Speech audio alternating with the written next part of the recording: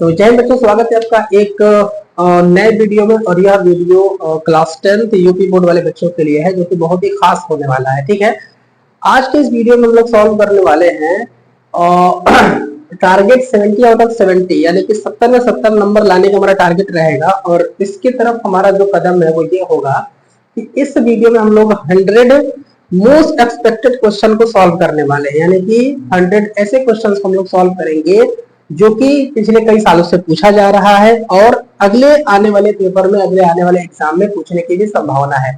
और हमने ऐसे ही क्वेश्चन सिलेक्ट किए हैं जिससे कि आपको कुछ सीखने का भी मौका मिले। ठीक है ना, तो 100 क्वेश्चन इस वीडियो में सॉल्व करने वाले हैं। तो जाहिर सी बात है कि वीडियो जो है कुछ लंबा होने की संभावना है। तो आप क्या करेंगे कि आप कॉपी और पेन लेकर के बैठे रहेंगे और जैसे जैसे क्वेश्चन आपके सामने आते जाएंगे वैसे वैसे आप देखेंगे, ट्राई करेंगे, और ट्राई करने के बाद जो है वीडियो को चला करके आप सोल्यूशन उसका देखेंगे, या फिर आप एक साथ जो है वीडियो सोल्यूशन आप देखते चलिए।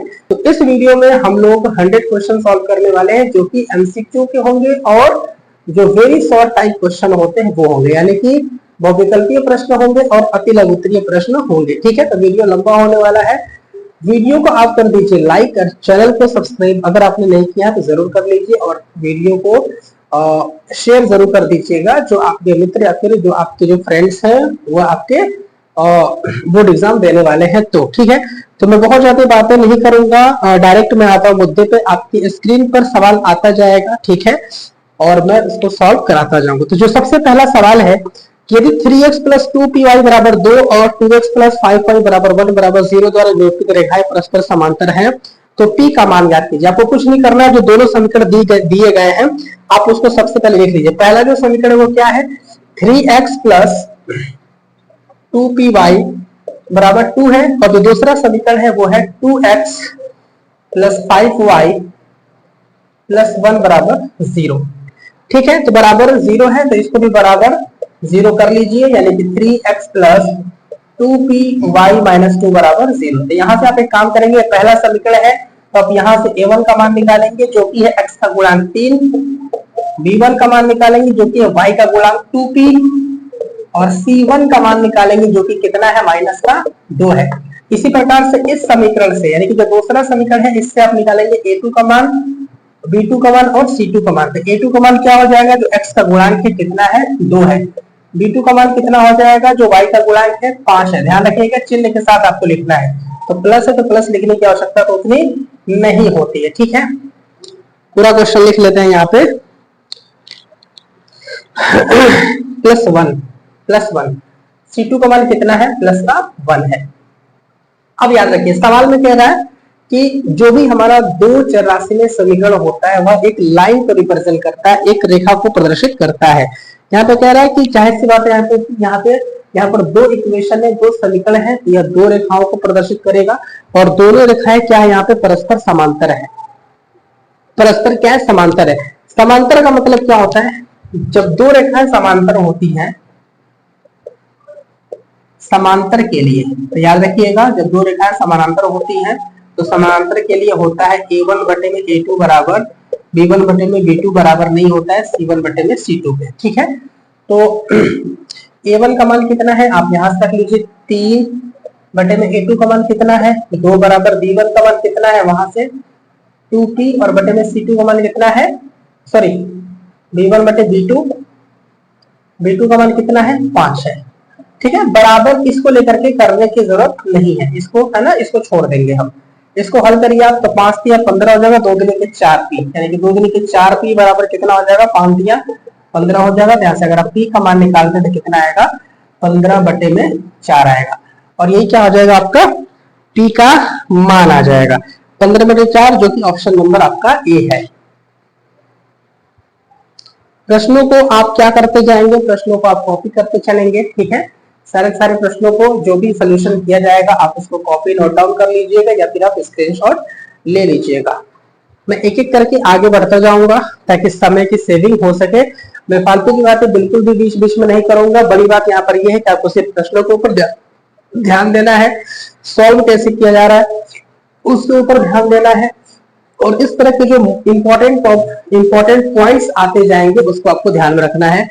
यानी कि जब दो रेखाओं की जब बात होती है तो दो रेखाएं समानांतर हो सकती है, दो रेखाएं क्या हो सकती हैं, समानांतर हो सकती हैं, दो रेखाएं एक दूसरे को प्रतिच्छेदित कर सकती हैं, दो रेखाएं एक दूसरे पर ही हो सकती हैं। इसको समपाती रेखाएं बोलते हैं, इसको प्रतिच्छेदी रेखाएं बोलते हैं, इसको समानांतर रेखाएं बोलते हैं। इसका केस क्या होता है, a1 बटे में a2 बराबर होता है b1 बटे में b2 बराबर नहीं होता है c1 बटे में c2। इसका क्या होता है, a1 बटे में a2 बराबर नहीं होता है b1 बटे में b2। इसका केस क्या होता है, तो a1 बटे में a2 बराबर b1 बटे में b2 बराबर c1 बटे में c2। तो ये सब बेसिक चीजें हैं, मैं इतना डिटेल में एनालिसिस नहीं करूंगा क्योंकि सवाल काफी ज्यादा हैं, इसलिए हम जल्दी जल्दी आगे बढ़ते जाएंगे। सवाल को हल करने के लिए जिस भी बेसिक की जरूरत होगी मैं आपको जरूर बताऊंगा, है ना। आप उस चीज को नोट डाउन कर लीजिएगा। तो ये आपको ध्यान रखना है कि जब दो रेखाएं समानांतर होती है तो उस केस में a1 बटे a2 बराबर b1 बटे b2 बराबर नहीं होगा c1 बटे c2। मैं प्रश्नों पर इतना ज्यादा टाइम नहीं लूंगा क्योंकि पहला प्रश्न था, तो इसलिए हमने इसको इतने डीप में हमने इसको आपको समझा दिया है।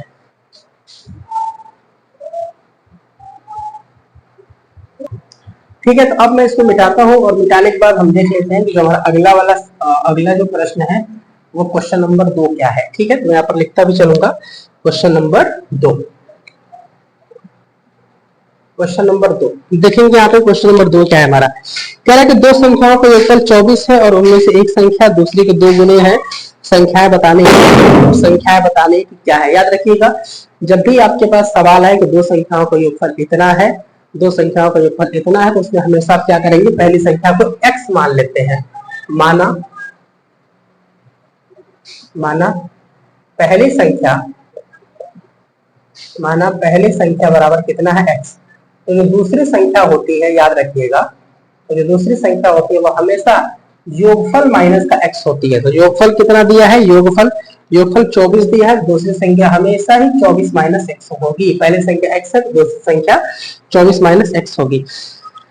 अब क्या कह रहा है कि उनमें से एक संख्या दूसरी की 2 गुनी है, यानी उसमें से जो एक संख्या है वह दूसरी की 2 गुनी है। जो दूसरी संख्या है, दूसरी संख्या उसकी 2 गुनी है। यहाँ पे आप बराबर का चिन्ह लगा देंगे अकॉर्डिंग टू क्वेश्चन, प्रश्न के अनुसार। जो पहली संख्या है वो दूसरी संख्या की 2 गुनी है। पहली संख्या आपने किसको माना है, x माना है, तो x लिख दीजिए 2 मल्टीप्लाई बाई दूसरी संख्या क्या है, 24 माइनस x है। तो x बराबर गुणा करेंगे, 24 गुणे कितना हो गया, 48 हो गया, माइनस का 2x हो गया, 2x उधर लाएंगे तो 3x बराबर में 48 बनेगा। ठीक है, x का मान कितना आएगा, 16 आएगा। ठीक है, तो पहली संख्या क्या हो जाएगी, 16 हो जाएगी। और दूसरी संख्या 24 माइनस 16, 24 में से 16 को घटा दीजिए, कितना आ जाएगा, तो 24 4 8 होगा, 8 आ जाएगा। समझ आया, तो पहली संख्या 16, दूसरी संख्या 8 हो जाएगी, तो 16 का 8 आपका क्या हो जाएगा, आंसर हो जाएगा। अगले वाले सवाल पे जरा आप ध्यान देंगे बच्चों। अगला क्वेश्चन करें, किसी संख्या का 1/3 भाग 21 के बराबर है तो वह संख्या क्या होगी। किसी संख्या का 1/3 भाग, एक काम करेंगे, यहाँ पे मान लेंगे माना संख्या कितनी है, माना जो क्वेश्चन नंबर 3 है ना, माना संख्या कितनी है, माना संख्या बराबर x है। तो अब जो भी जहां जहां संख्या है वहां पे हम x लिखते चलेंगे। तो सवाल कह रहा है कि किसी संख्या का 1/3, तो किसी संख्या का अकॉर्डिंग टू क्वेश्चन की अगर हम बात करें तो किसी संख्या का 1/3 यानी कि 1/3, किसी संख्या का यानी किसी संख्या मतलब x का 1/3 यानी कि 1/3 21 के बराबर है। किसके बराबर है, 21 के बराबर है, तो वो संख्या आपको बतानी है। x लिख दीजिए, का मतलब गुणा होता है, 1/3 बराबर 21 हो जाएगा। x बराबर 21 नहीं है, कितना होता है, 63 होता है। तो यही आपका क्या हो जाएगा, आंसर हो जाएगा। क्वेश्चन नंबर 3 का आंसर क्या हो जाएगा, 63 हो जाएगा। अगला सवाल जरा आप देखेंगे, यहाँ पे कह रहा है कि k के किस मान के लिए रैखिक समीकरण युग्म x प्लस के वाई बराबर 1 तथा kx प्लस वाई बराबर के स्क्वायर के अनेक हल होंगे। अनेक हल का मतलब ये होता है, अनेक हल तब होता है जब दो रेखाएं संपाती होती है। संपाती का मतलब एक के ऊपर एक, जैसे क्या लीनियर भी कह सकते हैं, रैखिक भी कह सकते हैं। ठीक है, तो याद रखिएगा अनेक हल के लिए दो रेखाएं संपाती होंगी, यानी कि a1 बटे a2 बराबर b1 बटे b2 बराबर c1 बटे c2। ये केस आता है यहाँ पे। ठीक है, तो इसके लिए क्या करेंगे, समीकरणों को लिख लेंगे और a1 b1 c1 a2 b2 c2 का यहाँ पर मान आप निकालेंगे। तो क्वेश्चन नंबर 4 पे चलते हैं। यहाँ पे क्वेश्चन नंबर 4 में जो पहला समीकरण है वो क्या है, x प्लस के वाई बराबर 1 है, तो -1 बराबर 1 0 कर दीजिएगा।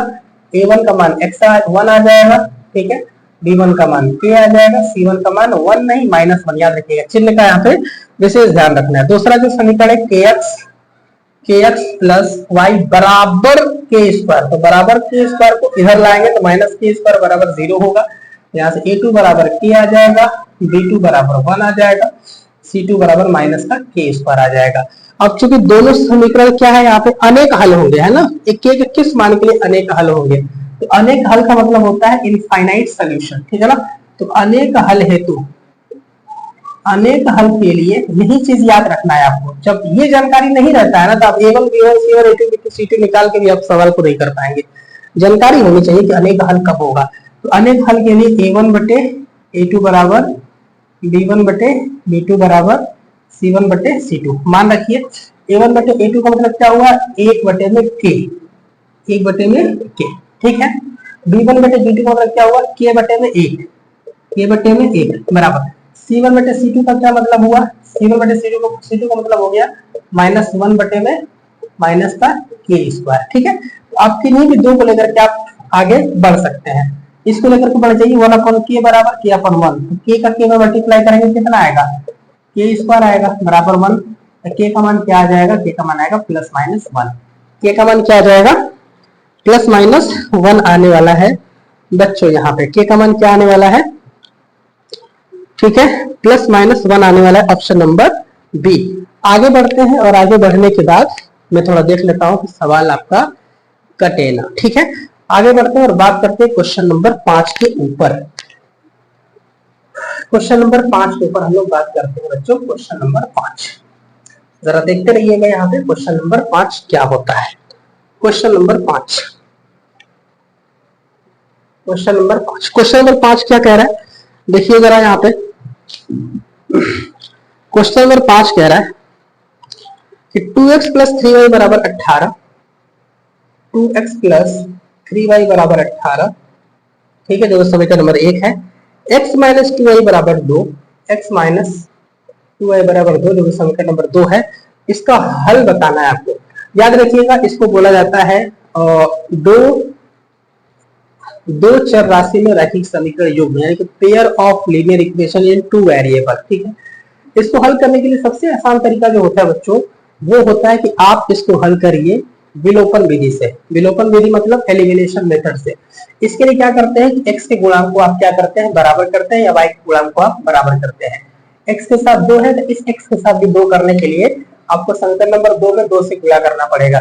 यहाँ पे आएगा 2x माइनस 2 दूनी के 4y बराबर 2 दूनी के 4। समीकरण नंबर 3 इसके नीचे उठा करके समीकरण नंबर 1 को रख दीजिए।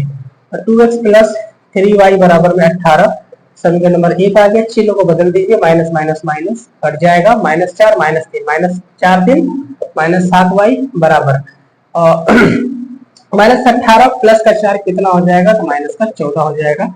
y का मान यहाँ पे आ जाएगा 2। इस y का मान उठा करके आप समीकरण नंबर 1 में या फिर 2 में रख दीजिए, समीकरण 2 से, है ना, समीकरण 2 से y का मान 2 रख दीजिए। x माइनस का 2 मल्टीप्लाई बाई y की जगह पे 2 बराबर 2, x माइनस 4 बराबर 2, x बराबर 4 2 6, -4 उधर जाएगा तो 4 और 2 कितना हो जाएगा, 6 हो जाएगा। यानी कि x का मान 6 हो गया और y का मान 2 हो गया। तो जो आंसर होगा वो कितना होगा बच्चों, 6,2। x का मान 6, y का मान 2, यानी ऑप्शन नंबर 1 आपका क्या हो जाएगा, आंसर हो जाएगा। ठीक है, आगे हम बढ़ते हैं और अगला वाले सवाल को जरा ध्यान दीजिएगा। यहाँ पे क्वेश्चन नंबर 17, क्वेश्चन नंबर 6 है। यहाँ पे क्वेश्चन नंबर 6, इसमें क्या करें, देखिए आप सवाल पे ध्यान दीजिएगा, मैं भी सवाल पे ध्यान दे रहा हूँ, इसको सॉल्व करने पर ध्यान दे रहा हूँ। ठीक है, आप सिर्फ और सिर्फ क्वेश्चन पे ध्यान दीजिएगा। अगर आपको कोई डाउट होता है क्वेश्चन नंबर में तो आप बिल्कुल कमेंट आप कर सकते हैं। ठीक है, मैं चाहता हूँ कि कंटेंट पे ध्यान दिया जाए, सवालों पे ध्यान दिया जाए, फालतू का टाइम बिल्कुल भी वेस्ट ना हो। ठीक है ना, तो मैं सवाल लगाने पर ध्यान दे रहा हूँ। अगर मुझे लगा कि हाँ यहाँ पर बच्चों को थोड़ी प्रॉब्लम आती है तो मैं उस पर थोड़ा सा ज्यादा टाइम दे सकता हूँ। ठीक है, कह रहा है कि समीकरण है 3x प्लस 2y बराबर 6 और y बराबर 0 का हल क्या होगा। ठीक है, तो एक समीकरण है आपके पास 3x प्लस 2y बराबर 6, समीकरण नंबर 1, और दूसरा दिया है y बराबर 0। एक तो हल यही हो गया, एक आंसर y का मान 0 हो गया। हल का मतलब होता है x और y का मान निकालना। तो y का मान तो दिया हुआ 0, यह मान समीकरण 1 में रख दो। y का मान समीकरण 1 में रखने पर, ठीक है, तो 3x प्लस 2 मल्टीप्लाई में y का मान 0 बराबर 6, तो 3x प्लस 0 बराबर 6, यहाँ पे 3x बराबर 6 आ जाएगा, तो यहाँ से x का मान कितना आ जाएगा, 2 आ जाएगा, ठीक है। तो यानी कि आंसर क्या हो जाएगा, x का मान 2, y का मान 0। इसको आप बिंदु के रूप में क्या लिख सकते हैं, x, y लिख सकते हैं, यानी x का मान कितना आया है 2, y का मान 0। याद रखिएगा x, y बिंदु के रूप में होता है। आंसर हो जाएगा बच्चों 2, 0, यानी ऑप्शन नंबर ए जो है, ठीक है, वो आपका करेक्ट हो जाएगा। समझ आ रहा है कि नहीं आ रहा है? क्वेश्चन नंबर 7 के ऊपर हम लोग आगे बढ़ते हैं। क्वेश्चन नंबर 7 के ऊपर हम लोग चलते हैं। क्वेश्चन नंबर 7 पर जरा ध्यान दीजिए बच्चों। क्वेश्चन नंबर 7 में यहाँ पे लिख देता हूँ, क्वेश्चन नंबर 7, ठीक है। क्वेश्चन नंबर 7 में क्या कह रहा है, कह रहा है कि समीकरण 2x प्लस 3y बराबर 11 में यदि x बराबर 1 हो तो y का मान क्या होगा। कुछ नहीं करना आपको, जो समीकरण दिया हुआ है मुझे पता है कि आपको सवाल आ रहा है। 2x प्लस 3y बराबर 11 जो दिया हुआ है, इसमें आप x बराबर कितना रख दीजिए, 1 रख दीजिए। 1 रखने पर y का मान पूछ रहा है क्या होगा, तो 2 मल्टीप्लाई बाई x की जगह पे 1 प्लस 3 y बराबर 11, तो 2 प्लस 3 y बराबर 11, 3y बराबर 2, उधर जाकर के 11 में से कम हो जाएगा 9, y का मान कितना आ जाएगा, 3 आ जाएगा। y का मान कितना हो जाएगा, 3 आ जाएगा। समझ आ रहा है कि नहीं आ रहा, y का मान कितना हो जाएगा, 3 हो जाएगा। तो ऑप्शन नंबर बी जो होगा ये आपका करेक्ट हो जाएगा। तो क्वेश्चन नंबर 7 तक हम यहाँ पे पहुंच चुके हैं, ठीक है। अगला जो सवाल है उस पर आप जरा ध्यान दीजिए। क्वेश्चन नंबर 8 जिसे हम यहाँ पे कहने वाले हैं, ठीक है। क्वेश्चन नंबर 8 क्या है, क्वेश्चन नंबर 8 क्या है, जरा यहाँ पे आप ध्यान देंगे। क्वेश्चन नंबर 8 कह रहा है बच्चों, क्वेश्चन नंबर 8 कह रहा है कि द्विघात समीकरण दिया हुआ है, इसका विविक्तकर आपको बताना है। द्विघात समीकरण सबसे आप पहले तो लिख लीजिए, x square plus x minus 1 बराबर 0। और याद रखिएगा कभी भी विविक्तकर का मतलब होता है b बराबर बी स्क्वायर माइनस 4ac, यानी विविक्तकर को हम लोग इंग्लिश में डिस्क्रिमिनेशन बोलते हैं, है ना, डिस्क्रिमिनेशन बोलते हैं, इसीलिए इसको b से दिखाते हैं। और b का सूत्र होता है b square minus 4ac, b square minus 4ac, ये आपका सूत्र होता है। यानी विविक्तकर चाहिए तो आप a का मान निकालिए, b का मान निकालिए, c का मान निकालिए और इसमें उठा करके रख दीजिए, सॉल्व कर दीजिए, आपका आंसर आ जाता है। कई बार बच्चे कंफ्यूज हो जाते हैं इसमें विविक्तकर और किसी द्विघात समीकरण के हल में। तो हल का मतलब होता है बच्चे x का मान निकालना होता है, जिसको हल करने के लिए आप द्विघातीय सूत्र का प्रयोग कर सकते हैं, आप पूर्ण वर्ग बना करके हल कर सकते हैं, फिर गुणनखंड करके कर सकते हैं। लेकिन विविक्तकर का मतलब होता है आप सिर्फ और सिर्फ बी स्क्वायर माइनस 4ac का मान आप निकाल दीजिए। तो यहाँ से सबसे पहले आप एबीसी का मान निकालिए। ए का मतलब होता है एक्स स्क्वायर का गुणांक जो कि 1 है, बी का मतलब होता है एक्स का गुणांक जो कि 1 ही है, सी का मतलब होता है अचर पद जो कि -1 है। एबीसी का मान उठा करके आप यहाँ पर रखिए, तो डी बराबर बी स्क्वायर बोले तो 1 का स्क्वायर माइनस 4 इंटू ए का मान 1 है इंटू सी का मान -1 है, तो 1 का स्क्वायर 1 -4 -1 प्लस का 4 एकम 4, डी का मान कितना आ जाएगा 5 आ जाएगा। और यही क्या हो जाएगा बच्चों, आपका आंसर आ जाएगा ऑप्शन नंबर डी। अगले सवाल की तरफ बढ़ते हैं। समीकरण 2x square plus 5x, question number 9। Question number 9 कह रहा है कि समीकरण 2x square plus 5x plus 4 बराबर 0 के मूल होंगे। मूल का मतलब यहाँ पर आपको बताना है नेचर, है ना, यानी कि नेचर ऑफ रूट्स बताना है, यानी कि जो आपके मूल होते हैं उनका एक तरह से कह सकते हैं कि नेचर मतलब क्या होता है, प्रकृति बताना है कि जो मूल होंगे बराबर होंगे, समान होंगे, परिमेय होंगे, अपरिमेय होंगे, वास्तविक होंगे, क्या होंगे, ठीक है ना। मैं मान के चलूंगा आपने चीजों को पढ़ रखा होगा। तो कभी भी याद रखिएगा किसी भी द्विघात समीकरण का मूल अगर निकालना है, मूल का नेचर अगर निकालना है, प्रकृति अगर निकालना है, तो सबसे पहला काम आप विविक्तकर निकालने का करेंगे। विविक्तकर निकालेंगे सबसे पहले। तो जो समीकरण दिया हुआ है 2x square plus 5x plus 4 बराबर 0, इसका विविक्तकर निकालिए, डिस्क्रिमिनेंट निकालिए। तो उसके लिए हमको पता है ना, एक निकालना पड़ेगा जो कि 2 है, b भी लिखना पड़ेगा जो कि 5 है, c भी लिखना पड़ेगा जो कि 4 है, ठीक है। उसके बाद आप विविक्तकर निकालिए, तो d बराबर होगा b स्क्वायर माइनस 4ac, मान रखिए d बराबर b स्क्वायर का मतलब क्या हो गया 5 × 5 = 25 माइनस 4 इंटू a का मान कितना है 2 इंटू c का मान कितना है 4 है, तो कितना आएगा d बराबर 25 माइनस कितना होगा, 4 चौको 16, 16 4 चौको 16 यानी कि 32 हो गया। ठीक है, 25 और 5 30 यानी कि माइनस का 7 आने वाला है। -7 जो है 0 से छोटा है, -7 जो है 0 से छोटा है, -7 जो है 0 से छोटा है। अब आपको समझने वाली बात यहाँ पर ये है बच्चों कि -7 क्या है, डी है। -7 क्या है, डी का मान है। -7 0 से छोटा है, इसका मतलब जानते हैं क्या हुआ, इसका मतलब डी का मान जो है 0 से छोटा है। और याद रखिएगा कि अगर विविक्तर का मान 0 से छोटा है तो जो मूल जो होता है वह हमेशा आभासी होता है, आभासी होता है या फिर काल्पनिक होता है। याद रखिएगा, आभासी होता है, काल्पनिक होता है, ये चीज याद रखिएगा। ऑप्शन नंबर डी आपका क्या हो जाएगा बच्चों, यहाँ पे करेक्ट होने वाला है। ठीक है, आगे बढ़ते हैं और हम बात कर लेते हैं क्वेश्चन नंबर 10 के ऊपर। मैं मान के चलूंगा कि आपको चीजें समझ में आ रही होंगी। याद रख लीजिएगा कि किसी द्विघात समीकरण के मूलों की प्रवृत्ति क्या होती है, प्रकृति क्या होती है। मैं बोल देता हूँ, अगर आप चाहें तो आप उसको लिख सकते हैं। ठीक है, जब भी b स्क्वायर माइनस 4ac का मान 0 होता है तो मूल हमेशा बराबर होता है, परिमेय होता है और वास्तविक होता है। जब भी b स्क्वायर माइनस 4ac का मान 0 से बड़ा होता है और पूर्ण वर्ग होता है तो मूल हमेशा वास्तविक होते हैं, परिमेय होते हैं और असमान होते हैं। और जब b स्क्वायर माइनस 4ac का मान 0 से बड़ा होता है लेकिन पूर्ण वर्ग नहीं होता है तो मूलों की जो प्रकृति होती है हमेशा वास्तविक होती है, बराबर नहीं होता है और अपरिमेय होता है। और जब भी b स्क्वायर माइनस 4ac का मान 0 होता है तो मूल बराबर होते हैं, समान होते हैं। अगले सवाल की हम बात करें क्वेश्चन नंबर 10 की। तो यहाँ पे कह रहा है कि यदि समीकरण 3x square minus 12x plus के बराबर 0 के मूल बराबर हो तो k का मान क्या होगा। याद रखिएगा, ऐसा सवाल अक्सर आता है कि आपके पास एक द्विघात समीकरण दे दिया जाएगा, उसमें एक जो राशि होगी नहीं पता होगी, जैसे यहाँ पे k नहीं पता है और बोलेगा कि मूल बराबर है, 100% यही बोलेगा कि मूल बराबर है। तो मूल बराबर होने के केस में याद रखिएगा विविक्तर 0 होता है, विविक्तर क्या होता है, 0 होता है। तो करने का तरीका क्या है, सबसे पहले आप समीकरण को लिख लीजिए। यहाँ पे 3x square minus 12x plus के बराबर 0। तो यहाँ से क्या करेंगे बच्चों, पहले आप क्या करेंगे, a का मान निकालेंगे, कितना है 3 है। b का मान निकालेंगे तो 12 नहीं लिखेंगे, याद रखिएगा अक्सर बच्चे गलती कर देते हैं, -12। c का मान कितना होगा, k होगा। मूल बराबर है यानी कि मूल समान है, तो मूल बराबर है, चूंकि मूल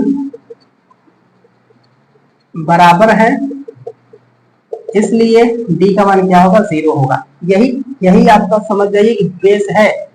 मूल बराबर होने के स्थिति में जो केस होता है वो क्या होता है, d बराबर 0। d का मतलब क्या हो गया, b स्क्वायर माइनस 4ac हो गया बराबर 0। b स्क्वायर का मान कितना है, -12। b का मान -12 तो b स्क्वायर का मान 144 होगा, -4 इंटू a का मान कितना है, 3 है। c का मान यहाँ पे k है बराबर 0।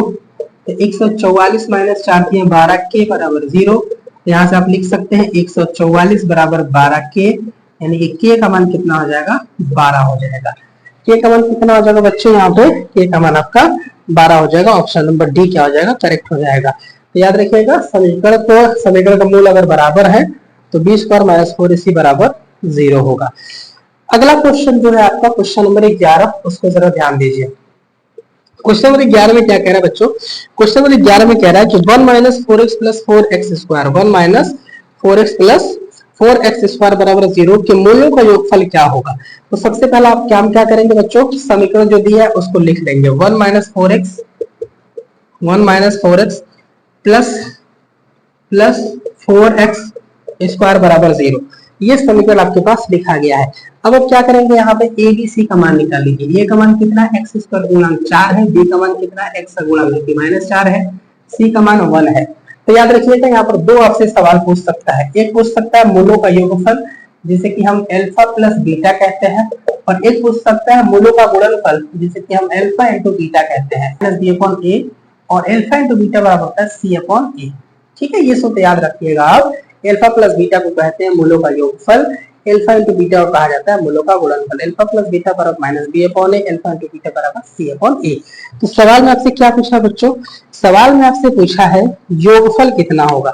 योगफल मतलब -b अपॉन a, तो आप माइनस लिख लीजिए। b का मान कितना ढूंढ कर लिखिए, यहाँ पे -4, तो एक तो यहाँ पर माइनस है, एक 4 के साथ माइनस है, तो +4 होगा। और अपॉन a का मान कितना है, 4 है, तो नीचे भी क्या आएगा 4 आएगा। कट कर आंसर कितना आना चाहिए, 1 आना चाहिए। ये आपका आंसर हो जाएगा, जो कि ऑप्शन नंबर कितना दिया है, सी दिया हुआ है। ठीक है, अगर आपसे दोनों का गुणनफल पूछता तो सी अपॉन ए होता। सी का मान कितना है, तो यहाँ से सी का मान पुट करके लिखेंगे 1, ए का मान कितना है 4 है, तो ये हो जाता है 1/4। ठीक है, तो ये हो गया बच्चों, आप कह सकते हैं क्वेश्चन नंबर 11 जो है यह पूरा हो गया। आगे बढ़ते हैं और अब बात कर लेते हैं क्वेश्चन नंबर 12 के ऊपर। जरा आप ध्यान देंगे, क्वेश्चन नंबर 12 के ऊपर हम यहाँ पे बात कर लेते हैं। ठीक है, question number 12, question number 12, question number 12 क्या कह रहा है यहाँ पे कि एक समीकरण दिया हुआ है 3x² माइनस 2x प्लस 1/3 बराबर 0 का विविक्तकर क्या होगा। तो आप सबसे पहले क्या करेंगे बच्चों, 3x² माइनस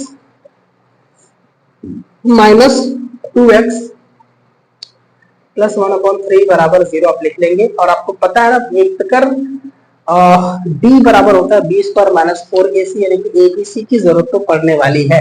तो a का मान निकाल लेंगे 3, b का मान निकाल लेंगे -2, c का मान निकाल लेंगे 1/3। विविक्तकर d बराबर होता है b² माइनस 4ac। मान रखेंगे तो d बराबर b² का मान कितना होगा, -2 का स्क्वायर 4 माइनस 4 इंटू a का मान कितना है बच्चों 3 है, c का मान 1/3 है, 3 से 3 कट जाएगा, d का मान कितना आएगा 4 माइनस 4, जो कि आने वाला है 0। ये आपका आंसर हो जाएगा। ऑप्शन नंबर देख लेंगे आप, यहाँ पे डी जो होगा बिल्कुल करेक्ट हो जाएगा। ठीक है, इसके बाद हम अगले प्रश्न के ऊपर बात करते हैं। प्रश्न नंबर हमारा क्या है, 13 है। क्वेश्चन नंबर क्या है बच्चों, 13 है। 13वां प्रश्न पे आप ध्यान देंगे, कह रहे हैं कि यदि द्विघात समीकरण x² plus 2x minus p बराबर 0 का एक मूल -2 हो तो p का मान ज्ञात कीजिए। देखिए मूल का मतलब क्या होता है, मूल का मतलब होता है जो आपका द्विघात समीकरण है उसका हल, यानी कि x का मान आपको दिया हुआ है -2, तो अगर -2 दिए गए द्विघात समीकरण का हल है तो वह उसको संतुष्ट करेगा। संतुष्ट करने का मतलब ये होता है कि आप उस मान को उठा करके समीकरण में रखेंगे तो उसका मान राइट साइड के बराबर आ जाएगा। समझ में आ रहा है? अगर आपको ये बात समझ में नहीं आया तो बस आप ये याद रखिएगा, कभी भी आपके सामने ऐसा सवाल है कि एक समीकरण दे दे और देने के बाद क्या है कि इसका एक हल ये है, उसका मतलब होगा कि उसको उसमें आप उठा के रख देंगे, तो आपको जो पता करना होगा मिल जाएगा। मैं क्या कहना चाहता हूँ समझने का प्रयास करिए। आप सबसे पहले क्या करेंगे, समीकरण जो दिया आप उसको लिख लेंगे, x² plus 2x minus p, x² plus 2x minus p बराबर 0 आप लिख लेंगे। ठीक है, हल क्या है यहाँ पे, मूल -2 है, यानी कि x बराबर -2। मूल का मतलब होता है हल, इस समीकरण का हल, यानी कि समीकरण का हल किसमें, इस समीकरण किसमें है, x में है, x का मान आ गया -2 रखने पर। रख दीजिए, x का स्क्वायर है यानी कि -2 का square plus 2 multiply by -2 minus p बराबर 0, तो -2 का स्क्वायर 4 हो जाएगा, प्लस माइनस माइनस का 4 माइनस p बराबर 0। ये कट के 0 हो जाएगा, माइनस p बराबर 0। यहाँ से कहेंगे p का मान कितना आ गया, 0 आ गया। p का मान कितना आ गया बच्चों, 0 हो गया। और यह जो ऑप्शन नंबर है आपका, कौन सा ऑप्शन नंबर मिल रहा है, ऑप्शन नंबर ए। ठीक है, तो याद रखिएगा कि अगर किसी द्विघात समीकरण में एक अननोन राशि है, अननोन क्वांटिटी है, एक ऐसी राशि जो कि पता नहीं है और वही पता करना है और बोले कि इसका मूल्य ये है, यानी कि x का मान वो होता है, उठा करके डायरेक्ट आप समीकरण में रख दीजिए, हल कर दीजिए, आंसर आ जाएगा। क्वेश्चन नंबर 19 जो है बच्चों बिल्कुल ऐसा ही है। आप x का मान 2 उठा करके समीकरण में रखेंगे और a का मान यहाँ पर आप निकाल लेंगे कुछ इस प्रकार से। क्वेश्चन नंबर 14, क्वेश्चन नंबर 14 जो कि दिया हुआ समीकरण 2x² plus ax plus b बराबर 0, इसमें जो मूल है वह कितना दिया हुआ है, 2 दिया हुआ है, यानी कि x का मान 2 है, यह रख दीजिए।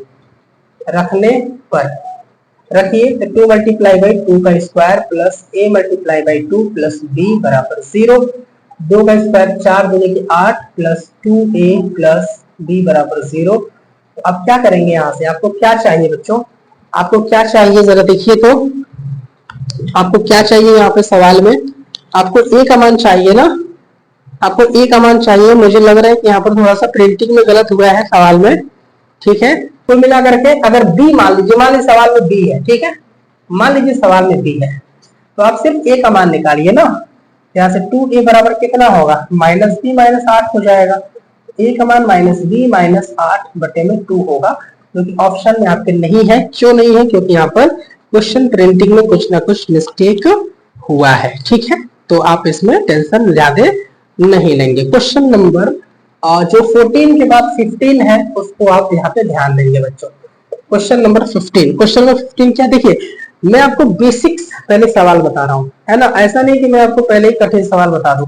रीजन क्या है कि चूंकि 100 क्वेश्चंस कराने हैं, टाइम भी लिमिट है, आपके पास भी इतना टाइम नहीं है।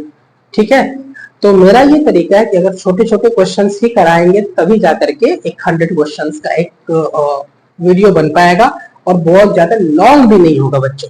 मैं एक बार वीडियो चेक कर लेता हूँ कहीं कट आउट तो नहीं रहा है ना, रिकॉर्डिंग ठीक ठाक हो रहा है कि नहीं हो रहा है। ठीक है, बिल्कुल रिकॉर्डिंग जो है सही से हो रहा है यहाँ पे। ठीक है बच्चों, तो एक काम करते हैं, अगले प्रश्न के ऊपर बढ़ते हैं।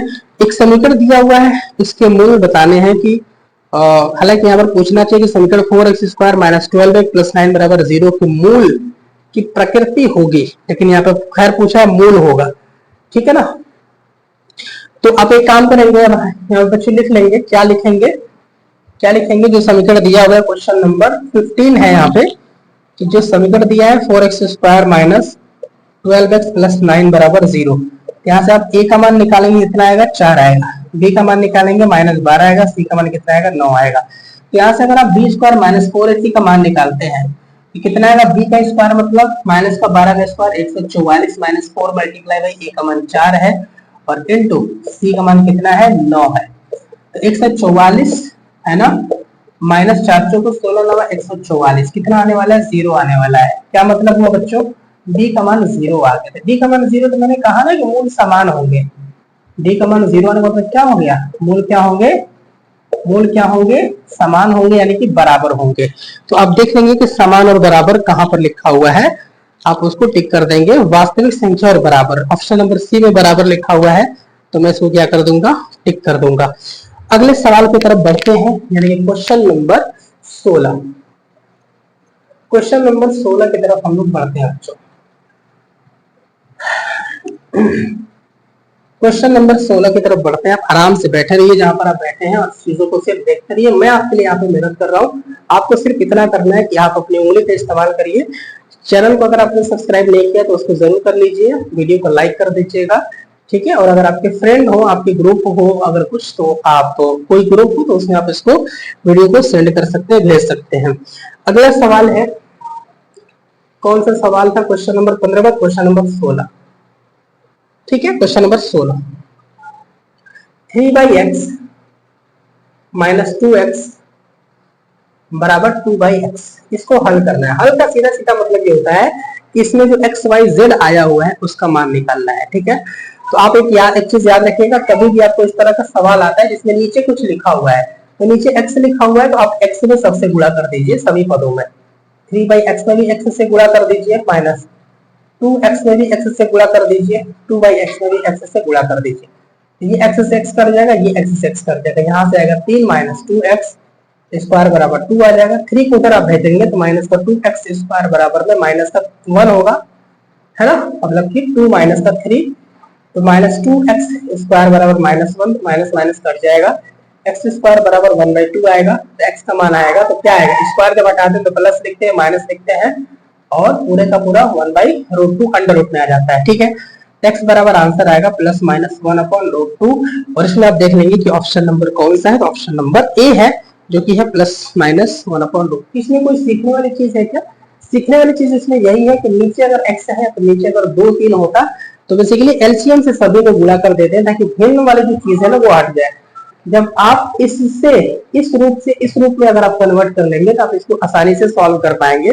दूसरी सीखने वाली चीज ये है कि जब भी आप x के ऊपर से स्क्वायर हटाते हैं, लेफ्ट साइड से हटा रहे हैं, तो राइट साइड में प्लस माइनस आता है और करड़ी आ जाता है। ठीक है, अच्छा आगे बढ़ते हैं और बात करते हैं क्वेश्चन नंबर 17 के ऊपर। क्वेश्चन नंबर 17 क्या है बच्चों, जरा आप यहाँ पे ध्यान देंगे।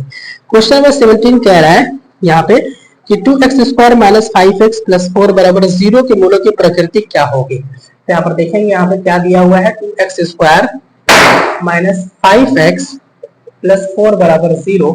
मूलों की प्रकृति बतानी है, यहाँ पे मूलों की प्रकृति बतानी है।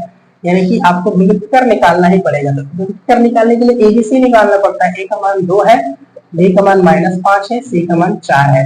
विविधकर निकालिए, डी बराबर बी स्क्वायर माइनस 4ac सूत्र से। तो डी बराबर बी का स्क्वायर कितना है, -5 का स्क्वायर 25 -4 इंटू ए का मान कितना है बच्चों 2 है, सी का मान कितना है 4 है। तो डी बराबर कितना आ गया 25 - 4 8 चौके 32।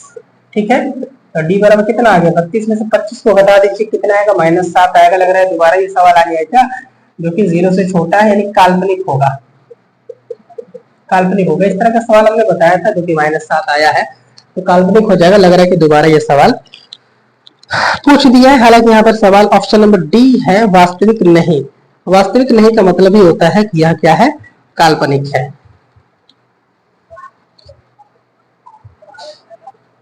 ठीक है बच्चों, अब हम आगे बढ़ते हैं और हम बात कर लेते हैं क्वेश्चन नंबर 18 के ऊपर। क्वेश्चन नंबर 18 यानी कि हम अपने अगले वाले चैप्टर के ऊपर आ चुके हैं, क्वेश्चन नंबर 18। ठीक है, सवाल यहाँ पे क्या कह रहा है कि समांतर श्रेणी दिया हुआ है -5 -5/2 0 5/2 और इसका आपको 11वां पद पूछ रहा है। तो आप क्या करेंगे, ध्यान रखिएगा। सबसे पहले जो आपके पास एपी दिया हुआ है, समांतर श्रेणी को शॉर्ट में एपी कहा जाता है। कितना है, -5 है, -5/2 है, 0 है, 5/2 है और डॉट डॉट डॉट। इसका 11वां पद पूछ रहा है। पद का मतलब होता है ए, 11वां पूछ रहा है ये चीज।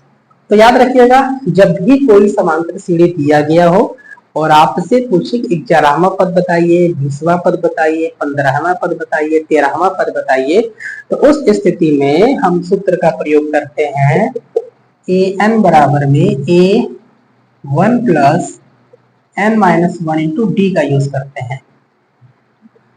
a1 क्या है बच्चों, पहला पद है, तो इसमें देखेंगे तो a1 का मान कितना है, -5 है। डी का मतलब क्या होता है, डी को सर्वांतर बोलते हैं। डी को क्या बोलते हैं, सर्वांतर बोलते हैं। इंग्लिश में इसको कॉमन डिफरेंस बोलते हैं, सर्वांतर बोलते हैं। ठीक है, डी को सर्वांतर बोलते हैं। अच्छा, एन का मतलब हो गया कौन सा पद पूछ रहा है, 11 पूछ रहा है तो एन का मान 11 होगा। तो a1 का मान तो -5 हो गया। डी कैसे निकालेंगे, तो डी निकालने के लिए आप किसी भी दो पद के ऊपर इस तरह से लाइन अप बना दें। बनाने के बाद वाले में से पहले वाले को घटा दें, यानी कि -5/2 में से घटा दें -5 को, इस प्रकार से। इसको जब थोड़ा सा सॉल्व करेंगे तो आएगा -5/2 -+5। ठीक है, 2 पंचे 10 होगा, 10 में से अगर आप 5 घटाते हैं तो कितना आएगा, 5/2 आ जाएगा। तो कहने का मतलब ये हुआ बच्चों कि डी का मान है 5/2, a1 का मान है -5 और n का मान है 11। तो इन सभी मानों को उठा करके आप इसमें रख दीजिए, तो कितना आएगा, a11 बराबर में आएगा a1 जो कि -5 है प्लस n का मान 11 - 1 इंटू डी का मान कितना है बच्चों, 5/2 है, 5/2 है। इसी को हल करना है, जरा हल करिए।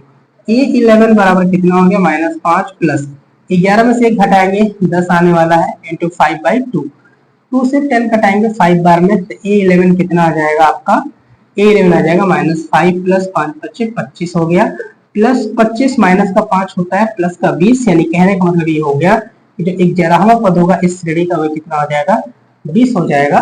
और यह आपका ऑप्शन नंबर, आप देख लेंगे कि ऑप्शन नंबर 20, मतलब ऑप्शन नंबर 20 नहीं, ऑप्शन नंबर सी, ये आपका क्या हो जाएगा, करेक्ट आंसर हो जाएगा। तो हमने क्वेश्चन नंबर 18 को भी यहाँ पे क्या कर लिया है बच्चों, सॉल्व कर लिया है। आगे बढ़ेंगे हम, और आगे बढ़ने के बाद हम क्वेश्चन नंबर 17 के ऊपर 19 के ऊपर बात करेंगे। जरा आप ध्यान देंगे यहाँ पे, क्वेश्चन नंबर 19। क्वेश्चन नंबर 19 कह रहा है बच्चों कि 8 के प्रथम 15 गुणजों का योगफल आपको बताना है, क्या होगा। 8 के प्रथम 15, सबसे पहले तो गुणज का मतलब क्या हो गया, 8 के 15 गुणज का क्या मतलब हो गया। 8 के 15 गुणज का मतलब ये होगा बच्चों 8 के 15 गुणज का मतलब ये होगा कि 15 ऐसी संख्याएं जो 8 से कटती हो। तो 15 ऐसी संख्याएं जो 8 से कटती हैं क्या हो जाएंगी, एक एपी बनाइए यहाँ पे। 15 ऐसी संख्याएं जो 8 से कटती हैं, 8 8 दूनी के 16, 8 तरीके 24, 8 चौके 32, डॉट डॉट डॉट डॉट, इस प्रकार से 8 16 24 32। ठीक, इस तरह से 8 8 16 24 32, इस प्रकार से। ठीक है, 15 संख्याएं हैं, यानी कि आप कह सकते हैं n का मान 15 है, n का मान 15 है। 8 है यहाँ पे, इसको आप a1 कह सकते हैं, a1 का मान 8 है। इसमें डी निकालने की आवश्यकता होती है, तो 16 में से 8 को अगर आप घटा देते हैं तो आपके पास 8 आ जाता है। एन का मान 15, A1 का मान 8, डी का मान भी 8, इतना आ गया। अब आपके पास आपको क्या चाहिए, आपको क्या चाहिए, आपको चाहिए ये, आपको चाहिए 8 plus 16 plus 24 plus 32 plus dot dot dot, आपको ये चाहिए बच्चों। समझ आ रहा है? इसमें टोटल 15 पद आएंगे, 15 पदों का योगफल आपको बताना है, ठीक है। यानी कि इसको योगफल को किससे दिखाते हैं, सम, एस से दिखाते हैं। 15 पदों का आप यहाँ पे लिख देंगे 15, यानी कि यह जो श्रेणी है इसके 15 पदों का योगफल आपको बताना है। तो याद रखिएगा कि यहाँ पर जब भी समांतर श्रेणी की बात आती है और योगफल की बात आती है, यानी कि आपके पास एक समांतर श्रेणी दिया गया होगा, है ना, और कहेगा कि इतने पदों का योगफल बताइए, इतने पदों का योगफल बताइए। इनडायरेक्टली सवाल में कहा गया कि भाई 8 के 15 गुणजों का योगफल बताइए। इसका मतलब हो गया कि एक समांतर श्रेणी है जो कि 8 है, 16 है, 32 है और डॉट डॉट डॉट डॉट, उसमें टोटल 15 पद है, उसको आपको योगफल करना है, जोड़ना है। तो याद रखिएगा इसमें दो सूत्र की आवश्यकता होती है। एक होता है Sn बराबर में n/2 ब्रैकेट में 2a plus n-1 into D, ठीक है। और एक दूसरा सूत्र होता है, वो होता है Sn बराबर में n/2 ब्रैकेट में a प्लस l, ठीक है। l का मतलब होता है लास्ट टर्म, जब लास्ट टर्म आपको क्या हो, पता हो। इसमें लास्ट टर्म तो पता नहीं है, बस 8, 16, 24, 32 लास्ट वाला नहीं पता, अगर चाहे तो पता कर सकते हैं लेकिन थोड़ा टाइम लगेगा। तो कहने का मतलब ये हुआ कि इस फॉर्मूले का यूज हम नहीं करेंगे। इसको जरा देखिए यूज कर सकते हैं कि नहीं कर सकते। n का मान कितना है, 15 है, a का मान कितना है, 8 है, ठीक है, d का मान कितना है, 8 है। इसमें आप मानों को रख करके हल कर सकते हैं। तो जरा हल करिए। s n का मान 15 बराबर 15 बटे में 2, 2 मल्टीप्लाई बाई a का मान कितना है बच्चों, a का मान है 8, a मतलब a1 प्लस n-1 बोले तो 15-1 इंटू डी का मान कितना है, 8 है। यहाँ पे क्या लिख लेंगे, 8 लिख लेंगे। तो s ऑफ 15 बराबर हो जाएगा 15/2 ब्रैकेट में 8 गुणे के 16 होगा प्लस 15 में से एक जगह 14 गुणे में 8 आएगा, ठीक है। यहाँ पे आ जाइए। तो s ऑफ 15 कितना होगा, यहाँ पे जरा आप ध्यान दीजिए। 15 बटे में 2, 15 बटे में 2 ब्रैकेट में 16 प्लस 14 8 कितना होगा, 14 8 तो 8 चौके 32, 8 के में 8 से 11, 112 होगा। तो s 15 बराबर कितना हो जाएगा, 15 बटे में 2 इंटू कर दीजिए, इन दोनों को जोड़ दीजिए। 6 और 2 8 हो गया, 1 और 1 2 हो गया और यहाँ पे 1 हो गया, 128 आएगा। 128 को अगर आप 2 से घटाते हैं तो कितना आएगा, 2 6 के 12, 2 चौके 8 हो जाएगा। यानी कि s ऑफ 15 बराबर कितना हो जाएगा, 15 गुणे 64 होगा। अगर आप इसका गुणा करते हैं तो कितना आएगा, 15 चौके 60 आएगा, 60 को 0 हासिल 6, 60 को 0 हासिल 6, फिर 15 6 के 90, 90 और 6 960 आपका क्या होना चाहिए, आंसर होना चाहिए। और मैं यहाँ पर देखूंगा कि ऑप्शन नंबर कुछ मिल रहा है कि नहीं मिल रहा है। कितना, option number 960, option number A आपका क्या हो जाएगा बच्चों, करेक्ट आंसर यहाँ पे होने वाला है, ठीक है। तो सीखने वाली बात क्या थी, यहाँ पे सीखने वाली बात ये थी कि सवाल में बोला था कि आप 8 के 15 गुणजों का योगफल बताइए, यानी कि 8 से कटने वाली 15 संख्याओं को आप लिखिए, उसको जोड़ दीजिए। तो हमने 8 से कटने वाली कुछ संख्याओं को स्टार्टिंग में हमने लिखा, 3 4 की ही जरूरत पड़ती है। उसके बाद हमने n का मान निकाल लिया। n का मतलब कितने गुणज की बात कर रहा है, a1 का मान, d का मान हमने यहाँ पर लिख दिया। इनडायरेक्टली आपसे पूछना यहाँ पे चाह रहा था कि आप s ऑफ 15 बताइए, s ऑफ 15 बताइए। ये बताने के लिए हमारे पास दो सूत्र था। इस सूत्र का प्रयोग हम तब करते हैं जब आपको लास्ट पद पता हो, अंतिम पद पता हो, तब इस सूत्र का प्रयोग करते हैं। हम क्या करेंगे, हमको अंतिम पद तो पता नहीं, हालांकि इस विधि से भी हम यूज कर सकते हैं, ऐसा नहीं है। इस विधि का भी आप यूज करके चीजों को कर सकते हैं। कैसे, आप a15 निकाल लीजिए पहले, a15 मतलब 15वां पद निकाल लीजिए। तो a प्लस n-1 d का यूज करिए यहाँ पे। तो a15 बराबर कितना आएगा, a का मान कितना है, 8 है, प्लस 15 माइनस 1 इंटू डी का मान भी कितना है, 8 है। तो a15 बराबर में 8 प्लस 15 में से एक जाएगा 14 गुणे 8। तो a15 कितना आ जाएगा बच्चों, तो 8 प्लस 14 8 कितना हो जाएगा, 100, 14 8 128 होगा। 8 चौके 32, 28 नहीं, कुछ गड़बड़ हो गया क्या? हाँ नहीं, गड़बड़ कुछ नहीं हुआ है, कोई बात नहीं। 14 8 112 होता है, ठीक है। तो 8 चौके 32, 8 के बाद तो 11 112, इन दोनों को जोड़ेंगे कितना आएगा? 112 और 8 120, 120। तो ये आपका ए एन का मान आ गया, जो आपका सॉरी A15 का मान आ गया। तो अब जब आप ये सूत्र लगाएंगे एस एन का मान, तब डायरेक्ट लिख सकते हैं n/2 A plus L. L यही है, यही आपका लास्ट टर्म है। तो एस एन बराबर में n/2 मतलब 15/2 गुणे ए का मान कितना था? ए का मान था आपके पास 8 और प्लस 120, 120 तो कितना आएगा? एस एन बराबर में 15/2 गुणे 120 और 8 128। तो ऑब्वियस सी बात है कि अंत में यही मिल रहा है आपको, 15/2 गुणे 128, 15/2 गुणे 128। तो आप दोनों तरह से चीजों को कर सकते हैं। ये क्वेश्चन नंबर 19 तक हम लोग यहाँ पे कर चुके हैं बच्चों। क्वेश्चन नंबर 20 की तरफ यहाँ पे फटाफट के अंदाज में हम लोग यहाँ पे बढ़ने वाले हैं, और क्वेश्चन नंबर 20 जो है आपके स्क्रीन पर आ रहा होगा। क्वेश्चन नंबर 20 आपकी स्क्रीन पर आ रहा होगा, ठीक है। क्वेश्चन नंबर 20, क्वेश्चन नंबर 20 जरा यहाँ पे आप ध्यान देंगे। क्वेश्चन नंबर 20 यहाँ पे कह रहा है कि समांतर श्रेणी है, उसका 10वां पद क्या होगा? समांतर श्रेणी क्या है आपके पास, जरा देखेंगे। समांतर श्रेणी है 4 9 14, 4 9 14 और डॉट डॉट डॉट डॉट 254, 254। और यहाँ पर कह रहे हैं कि अंत से 10वां पद बताना है। क्या बोल रहा है? अंत से 10वां पद। अंत से जब 10वां पद आता है ना, तो हम अंत से देखते हैं बच्चों। क्या देखते हैं? अंत से देखते हैं। यानी कि अब हमारा पहला पद ऐसे नहीं होगा, पहला पद 4, दूसरा पद ऐसे नहीं, आखिरी से देखना पड़ेगा। पहला पद 254 होगा। तो मैं इसको अगर जरा तो दोबारा करूं तो जरा देखिए, यहाँ से 4 से 5 बड़ा है तो 9 आया है, तो 9 से अगर 4 पे जाना तो 5 घटाना पड़ेगा। तो आप जरा ध्यान दीजिए यहाँ पे, आप इसको दूसरी तरह से यहाँ पे लिख सकते हैं। एपी क्या है? 4 है, 9 है, 14 है, डॉट डॉट डॉट 254 के पहले क्या आएगा? 5 घटाइए। 254 के पहले क्या आएगा? 254 में से 5 घटाइए तो 249, कितना आएगा? 249 आएगा। उसके बाद 254 आएगा। यानी कि आपको पहले से दूसरे को जाना है, यानी कि आपको अगले पद पे जाना है, तो आपको 5 जोड़ के जाना पड़ेगा। तो आप यहाँ पे 5 जोड़ते हैं तो आप पहुंच जाएंगे आसानी से 254 पे। समझ आ रहा है कि नहीं आ रहा है? अब आप अंत से जरा देखिए, तो अंत से जरा देखिए, सवाल करें अंत से 10वां पद बताइए।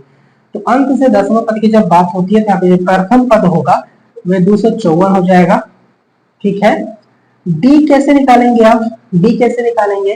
डी निकालने के लिए क्या करेंगे आप? इन दोनों का अंतर देखेंगे और इसमें से इतना घटाएंगे, इसमें से इतना घटाएंगे। समझ आ रही है बात कि नहीं आ रही है? यानी कि 249 में से 254 घटाएंगे तो आपको माइनस का 5 मिलने वाला है। आपको कितना मिलने वाला है बच्चों? कितना मिलने वाला है? माइनस का 5 मिलने वाला है। अच्छा ठीक है।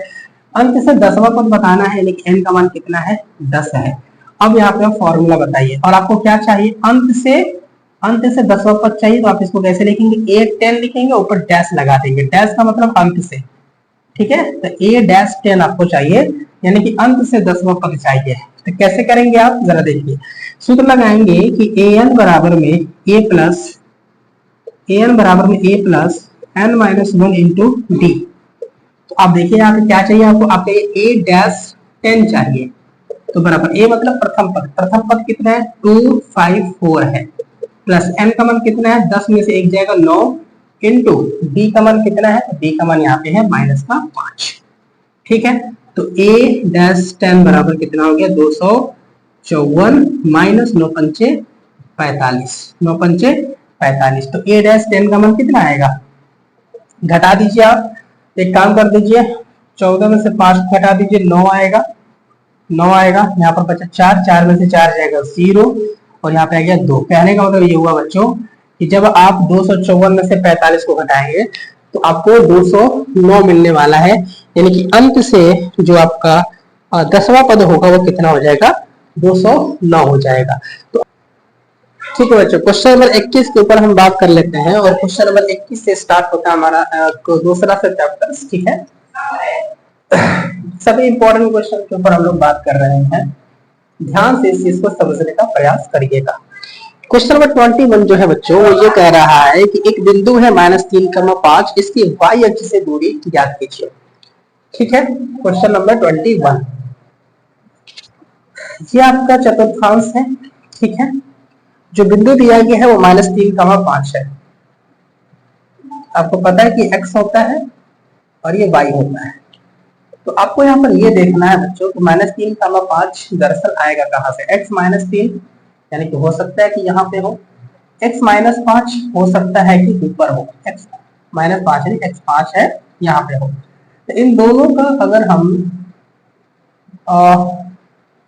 कट पॉइंट देखें, प्रतिच्छेद बिंदु देखें, तो ये है आपके पास -3,5। आपको क्या चाहिए, आपको चाहिए y अक्ष से दूरी, यानी कि इस बिंदु की दूरी y अक्ष से कितनी है। ये y अक्ष है, y अक्ष है, तो इस y अक्ष से इस बिंदु की दूरी कितनी है, ये दूरी कितनी है, ये दूरी कितनी है, ये दूरी कितनी है, इसका निर्देशांक क्या होगा। अरे ये दूरी मतलब यहां से इस बिंदु की दूरी कितनी है, -3,0 कितनी है, -3,0 कितनी है, -3,0 -3,0 का मतलब हो गया यहाँ से यहाँ तक की जो दूरी है वह -3 है। कितनी है, -3। तो जो आंसर होगा हमारा कितना हो जाएगा, -3 होगा। शॉर्ट में आप याद रख सकते हैं कि अगर आपके पास कोई बिंदु दिया गया है और पूछे कि x अक्ष से दूरी बताइए, तो y वाला आंसर हो जाएगा, y वाला आंसर हो जाएगा। और y अक्ष से दूरी कितनी है इस बिंदु की, तो x वाला आंसर हो जाएगा। याद रखिए x ऑर्डिनेट, समझ आ रहा है, x ऑर्डिनेट हमारा आंसर हो जाएगा। अगला जो प्रश्न है बच्चों, यहाँ पर दो बिंदु दिया गया है, एक है 2,3, क्वेश्चन नंबर 22। एक बिंदु है 2,3 और एक बिंदु है 4,1। आसान है सवाल, 4,1। और आपसे क्या पूछा जा रहा है कि इन दोनों बिंदुओं के बीच की दूरी कितनी है। ठीक है ना, तो आप याद रखिएगा कि दो बिंदुओं के बीच की जो दूरी का जो सूत्र होता है वह होता है x2 - x1 का whole square plus y2 - y1 का होल स्क्वायर, और इस पूरे को किस में ले लेते हैं, रूट में ले लेते हैं। बस मान रख दीजिए x1 x2 क्या है, ये है x1, ये है y1, ये है x2, ये है y2। बस मान रख दीजिए d बराबर x2 - x1 यानी कि 4 में से 2 को घटा दीजिए और होल स्क्वायर कर दीजिए, प्लस y2 - y यानी कि 1 में से 3 को घटा दीजिए, 1 - 3 और होल स्क्वायर कर दीजिए, और इन सबका स्क्वायर रूट आप ले लीजिए। तो d बराबर कितना हो जाएगा, 4 में से 2 जाएगा 2 का स्क्वायर, 4 आने वाला है, प्लस 3 में से 1 जाएगा -2 का स्क्वायर, 4 ही आने वाला है, रूट लेंगे यहाँ पे। 4 और 4 8 होता है, 8 को लिख सकते हैं 4 गुणे 2, 4 से 2 बाहर निकल जाएगा, 2√2 आंसर आने वाला है। यहाँ पे आप यूनिट लिख देते हैं, 4√2 यूनिट आपका आंसर क्या हो जाएगा बच्चों, यहाँ पे आंसर हो जाएगा। लेकिन मैं यहाँ पर ऑप्शन देख रहा हूँ कि ऑप्शन यहाँ पे नहीं है, नहीं 2√2, ठीक है, बिल्कुल सही है, आंसर हो जाएगा आपका 2√2। ऑप्शन नंबर सी जो है ये आपका आंसर हो जाएगा।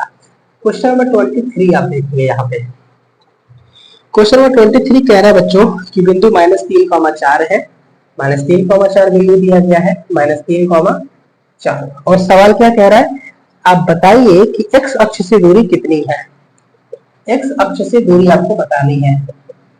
तो x अक्ष से दूरी हमने अभी बताया कि अगर x अक्ष से दूरी पूछ रहा है तो जो y वाला ऑर्डिनेट होगा वही आंसर हो जाएगा, 4 आपका आंसर हो जाएगा। क्वेश्चन नंबर 23 यहाँ पे आपका पूरा होता है। कितना आंसर हो जाएगा यहाँ पे, 4 आपका आंसर हो जाएगा। अगले प्रश्न की तरफ बढ़ते हैं और हम बात कर लेते हैं क्वेश्चन नंबर 24। क्वेश्चन नंबर 24 पे हम बात यहाँ पे कर लेते हैं। सवाल यहाँ पे क्या कह रहा है, सवाल कह रहा है कि मूल बिंदु से a, b की दूरी आप बताइए क्या होगा। मूल बिंदु का मतलब क्या हो गया, मान लीजिए यहाँ पर O है, मूल बिंदु का निर्देशांक होता है 0,0 और इससे एक दूसरा बिंदु है A, जिसका निर्देशांक है a, b। तो मूल बिंदु से इस a, b के बीच की दूरी आपको क्या करनी है बच्चों, बतानी है। तो आप कैसे बताएंगे, जरा ध्यान दीजिए। वही आप काम करेंगे, दो बिंदुओं के बीच की दूरी का आप यहाँ पे सूत्र लगाने वाले हैं। तो दो बिंदुओं के बीच की दूरी का सूत्र, दो बिंदुओं के बीच की दूरी का सूत्र लगाएंगे, d बराबर x2 - x1 का whole square plus y2 - y1 का होल स्क्वायर, और ये पूरा का पूरा किस में आएगा, रूट में आएगा। t बराबर मान रखिए ये आपका x1 है, ये y1 है, ये x2 है, ये y2 है। ठीक है, तो a में से 0 को घटा दीजिए तो a माइनस 0, ये तरीका है proper. Plus y2 minus y1 मतलब b में से 0 को घटाइए तो b माइनस 0, b माइनस 0 का होल स्क्वायर, और ये आएगा आपका रूट में। b बराबर a माइनस 0 मतलब a का स्क्वायर प्लस b माइनस 0 मतलब b का स्क्वायर, और ये आ गया रूट में। तो ये आपका आंसर आ जाएगा a square plus b square. a square plus b square यानी option number under root a square plus b square यानी कि ऑप्शन नंबर सी आपका क्या हो जाएगा, आंसर हो जाएगा। ठीक है, शॉर्ट में भी आप कर सकते हैं, शॉर्ट में भी कर सकते हैं। जैसे आपसे कहा गया कि भाई एक बिंदु है, मान लीजिए 4,2 है, एक बिंदु है 4,2, ठीक है एक बिंदु है 4,2, इसकी दूरी बताइए मूल बिंदु से, की दूरी मूल बिंदु से बताइए। तो आप कैसे बताएंगे बच्चों, इसकी दूरी मूल बिंदु से बतानी है, तो कैसे बताएंगे जरा बताइए। d बराबर ये 4 का स्क्वायर 16 कर दीजिएगा, प्लस 2 का स्क्वायर 4 कर दीजिएगा, और इसका रूट ले लीजिएगा। 16 4 20 हो जाएगा, 20 को लिख सकते हैं आप 4 पंचे 20, 4 का 2 बाहर जाएगा, अंडर रूट में 5, ये आपका आंसर हो जाएगा। तो ऐसे आप डायरेक्ट भी बच्चों कर सकते हैं चीजों को। ठीक है, समझ आ रहा है। अगले सवाल की तरफ बढ़ते हैं। कहां तक हम पहुंच चुके हैं, क्वेश्चन नंबर 24 तक, यहां तक हम पहुंच चुके हैं। ठीक है, अगले प्रश्न की तरफ हम बढ़ते हैं। अगला प्रश्न कह रहा है कि 3 बिंदु है 1,4, क्वेश्चन नंबर 25। क्वेश्चन नंबर 25 की तरफ बढ़ते हैं बच्चों। क्वेश्चन नंबर 25 की तरफ हम यहाँ पे बढ़ते हैं। क्वेश्चन नंबर 25 कह रहा है यहाँ पे कि 3 बिंदु है 1,4, 1,4, दूसरा बिंदु है a,-2, ठीक है, तीसरा बिंदु है -3,16, -3,16, और कह रहा है कि ये तीनों संरेख हैं। संरेख का मतलब क्या हो गया, एक लाइन है और इसी लाइन पे तीनों के तीनों बिंदु जो हैं, अगर हम इसको a कह लें, इसको b कह लें, इसको c कह लें, तो संरेख मतलब एक ही बिंदु पर ये तीनों बिंदु जो हैं पड़ रही हैं। समझ आ रहा है, एक ही लाइन पर ये तीनों बिंदु जो है आ रहे हैं। हमको a का मान बताना है, ये तीनों संरेख हैं। क्या बताना है हमको, a का मान बताना है। तो याद रखिएगा कि जब 3 बिंदु संरेख हो तो एरिया जो होता है, एरिया ऑफ ट्रायंगल जो होता है, एरिया ऑफ ट्रायंगल जो होता है वो 0 होता है। ठीक है, क्या मतलब हुआ, मतलब ये हुआ कि अगर एक ही लाइन पर 3 बिंदु है तो क्या आप इन दोनों बिंदुओं को मिलाकर के त्रिभुज बना सकते हैं। अगर 2 बिंदु एक लाइन पे है और एक बिंदु जो है अलग है, तो आप निश्चित रूप से इन तीनों को मिलाकर के एक त्रिभुज बना सकते हैं। लेकिन अगर तीनों बिंदु ही एक ही लाइन पर है तो एक त्रिभुज आप नहीं बना सकते हैं, यानी कि एरिया ऑफ ट्रायंगल क्या होगा, 0 होगा। अब मैं आपको एरिया ऑफ ट्रायंगल लिखना यहाँ पे सिखाता हूँ, कैसे करेंगे देखिए जरा। यहाँ पे आप सबसे पहले लिखेंगे 1/2, बड़ा ब्रैकेट लिखेंगे x y माइनस वाई, 3 बार लिखना है, plus x y minus y plus x y minus y बराबर 0। ये है आपका एरिया ऑफ ट्रायंगल, यहां से लेकर के यहां तक, पर इसका मान कितना होगा, 0 होगा। ठीक है, एरिया ऑफ ट्रायंगल पूरा का पूरा नहीं है, सिर्फ यहां से लेकर के यहां तक है, बराबर 0 पे इसलिए लगाया है क्योंकि 3 बिंदु जो है समरेख है। ठीक है, अच्छा अब आप ये मान लीजिए कि पहला बिंदु है, ये दूसरा बिंदु है, ये तीसरा बिंदु है। तो एक आप लिखेंगे, एक के बाद आएगा 2 3, 2 लिखेंगे, 2 के बाद आएगा 3 और 1, फिर 3 लिखेंगे, 3 के बाद आएगा 1 और 2। बस इसी चीज को लगाना है। यहाँ पर x1 लगा दीजिए, x2 लगा दीजिए, x3 लगा दीजिए। 1 के बाद क्या आएगा, 1 के बाद आएगा 2 3, यहाँ पर आएगा 2, यहाँ पे आएगा 3। 2 के बाद क्या आएगा, 2 के बाद आएगा 3 और 1, तो यहाँ पर आएगा 3, यहाँ पे आएगा 1, है ना। 3 के बाद क्या आएगा, 3 के बाद आएगा 1 और 2, तो यहाँ पर आएगा 1, यहाँ पे आएगा 2। बस इसमें मानों को रख दीजिए यहाँ से उठा करके। ये आपका x1 है, ये y1 है, ये आपका x2 है, ये y2 है, ये x3 है, ये y3 है। बस आप चीजों को देखिए ध्यान से और उठा करके मान रखिए यहाँ पे। तो 1/2 स्क्वायर ब्रैकेट, x1 का मान कितना है, 1 है, y2 माइनस y3, y2 का मान -2 है और y3 का मान 16 है, तो -2 -16, -2 -16 प्लस x2 का मान कितना है, a है, अब यहाँ पे ए लिखेंगे, y3 माइनस y1, y3 का मान 16 है, y1 का मान 4 है, 16 माइनस 4, 16 माइनस 4 प्लस x3 का मान कितना है, x3 का मान है -3, यहाँ पे -3 लिखेंगे, y1 माइनस y2, y1 का मान कितना है 4 है, y2 का मान -2 है, तो यानी कि 4 माइनस -2 यानी कि प्लस का 2 बराबर 0। और आप ये जानते हैं कि अगर इतना बराबर करते हैं तो ये 1/2 उधर जाकर के 0 बनने वाला है। तो आप क्या करेंगे यहाँ पे जरा ध्यान दीजिए, देखिए 1 इंटू -16 -2 -18 प्लस a इंटू 16 में से 4 जाएगा 12, ठीक है, प्लस माइनस माइनस का 3, 4 और 2 कितना हो जाएगा 6 हो जाएगा बराबर 0, बराबर कितना आ जाएगा 0 हो जाएगा। मैं बीच बीच में देखता भी रहता हूँ बच्चों को कटे ना, नहीं कट रहा है यहाँ तक। अच्छा तो यहाँ से आ गया माइनस का 18 प्लस 12a माइनस 18 बराबर 0, ठीक है। अब देखिए यहाँ पे -18 कितना हो जाएगा, -18 कितना हो जाएगा, तो 12a माइनस 18 को लेके माइनस का 36 बराबर 0, तो 12a बराबर 36, तो एक मान कितना आ गया, यहाँ से एक मान आ गया 3, एक मान कितना आ गया 3, तो एक मान जो होगा 3 वह आपका क्या हो जाएगा बच्चों, वह आपका आंसर हो जाएगा, ठीक है। तो क्वेश्चन नंबर 25 तक हम यहाँ पर बिल्कुल अच्छे से पहुंच चुके हैं। क्वेश्चन नंबर 26 के ऊपर हम लोग यहाँ पे चलने का प्रयास करते हैं, ठीक है। क्वेश्चन नंबर 26 पर हम लोग यहाँ पे चलते हैं, ठीक है। क्वेश्चन नंबर 26 कह रहा है बच्चों कि 2 और y यानी कि दो बिंदु है। क्वेश्चन नंबर 26, एक बिंदु है आपका 2, y, ठीक है, और दूसरा बिंदु जो है वह क्या है, वह है 10, 3, ठीक है।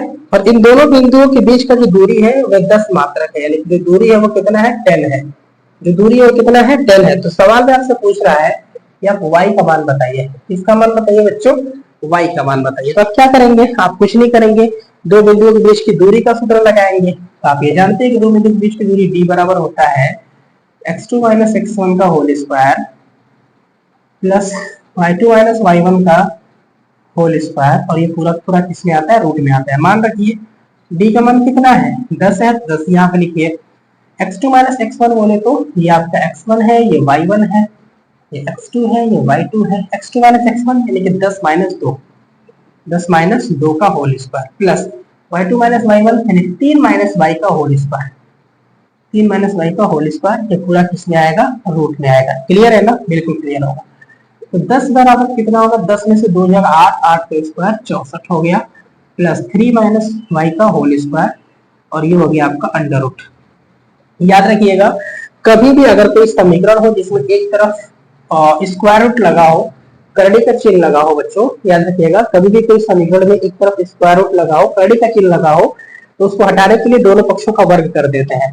तो दोनों पक्षों का वर्ग करेंगे तो 10 का वर्ग हो जाएगा 100, और ये करड़ी हट जाएगा 64 हो जाएगा, प्लस ये 3 माइनस y का होल स्क्वायर, 10 का 10 आ जाएगा। अब ये मत करिए ये स्क्वायर से कड़ी कट जाएगा, नहीं ऐसा नहीं होगा, ध्यान रखिएगा। तो एक काम करिए, इस 64 को इधर भेजिए, तो 100 माइनस 64 बराबर a माइनस b को होल स्क्वायर में तोड़िए तो a square plus b square minus 2ab, 2ab, ठीक है। तो 100 में से अगर आप 64 घटाते हैं तो शायद 36 आएगा, मैं यहाँ पे 36 यहाँ पे लिख देता हूँ, ठीक है, बराबर 9 plus y square minus 2 3 6y, 9 को इधर आप भेजिए तो कितना आएगा 27 आएगा, 27 बराबर इधर y स्क्वायर है माइनस 6y है। तो इसको आप थोड़ा सा अरेंज करके लिख लीजिए, यहाँ पे क्या होगा y स्क्वायर माइनस 6y और फिर ये प्लस का 27 है, 27 उधर जाएगा तो माइनस का 27 होगा बराबर 0। अब यहाँ पे आप क्या करेंगे, यहाँ पर बन रहा है आपके पास द्विघात समीकरण, जो कि आपको y का मान निकालना है गुणनखंड करके। गुणनखंड करने आता होगा आपको, क्या करेंगे आप 27 का y स्क्वायर में गुणा करेंगे, 27 y स्क्वायर आएगा, 27 का 2 ऐसा फैक्टर करेंगे जिसको जोड़ने या घटाने पर 6 आता हो, तो 9 3 27 होता है, 9 में से 3 घटाएंगे तो 6 आ जाएगा। तो कैसे करेंगे जरा ध्यान दीजिए, आप इसको लिख सकते हैं y स्क्वायर माइनस का 9y प्लस 3y, ठीक है, माइनस का 27 बराबर 0। कॉमन लेंगे यहाँ से y, तो अंदर आएगा y माइनस का 9 प्लस 3 कॉमन लेंगे तो अंदर आएगा y माइनस का 9 बराबर 0। कॉमन आएगा यहाँ से y माइनस 9, दूसरे ब्रैकेट में आएगा y प्लस 3 बराबर 0। तो y का मान 2 आ जाएगा, माइनस का 9 है तो प्लस का 9, प्लस का 3 है तो माइनस का 3, और यही क्या हो जाएगा आपका आंसर हो जाएगा, यानी कि y का मान हो जाएगा 9 या 3। ठीक है। क्वेश्चन नंबर 27 क्या कह रहा है, कह रहा है कि x tan 45 है, x tan 45 डिग्री है इंटू cos 60 डिग्री है बराबर sin 60 है इंटू cot 60 है, इंटू कॉट क्या है 60 है। हमको x का मान बताना है। किसका मान बताना है बच्चों, x का मान बताना है। ठीक है। tan 45 cos 60 sin 60 cot 60, x का मान बताना है। जरा ध्यान दीजिए, यहाँ पे मान याद आपको होने चाहिए। x लिख लीजिए, tan 45 का मान 1 होता है, cos 60 का मान क्या होता है 1/2 होता है, मैं यहाँ पे लिखूंगा 1/2।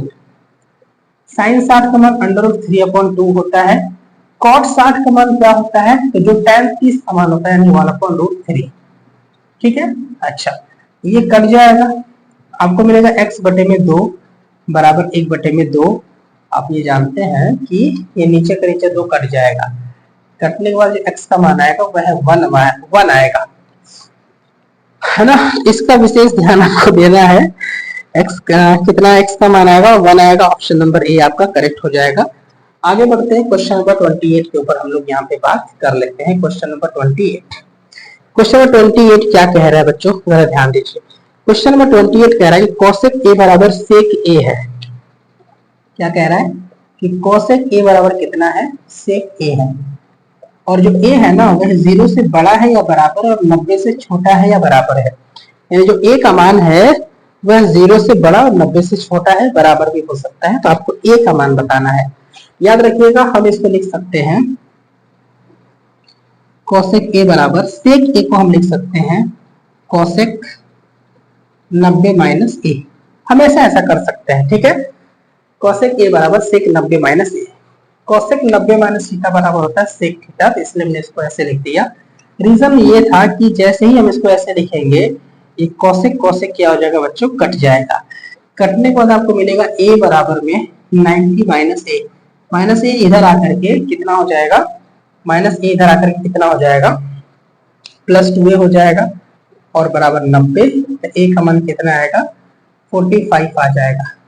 a का मान कितना आ जाएगा बच्चे, 45 आ जाएगा। अगला क्वेश्चन क्या है, अगला क्वेश्चन है आपका क्वेश्चन नंबर 29। क्वेश्चन नंबर 29 बच्चों आपका अगला प्रश्न है। कह रहा है यहाँ पे कि tan थीटा बराबर आपका a/b है, tan थीटा बराबर कितना है a/b है, और आपको जिसका मान निकालना है उसको देख लिया जाएगा किसका मान निकालना है। ठीक है। तो पहले आप एक काम करिए, साइन और कॉस का मान निकाल लीजिए। tan थीटा का मान a/b है, और आपको पता है कि एक समकोण त्रिभुज में है ना, ये आपका लंब होता है, ये आधार होता है, ये कर्ण होता है, ये एक थीटा एंगल होता है। तो tan थीटा जो होता है वो लंब बटे आधार होता है, यानी कि जो लंब है वह a है और जो आधार है वह b है।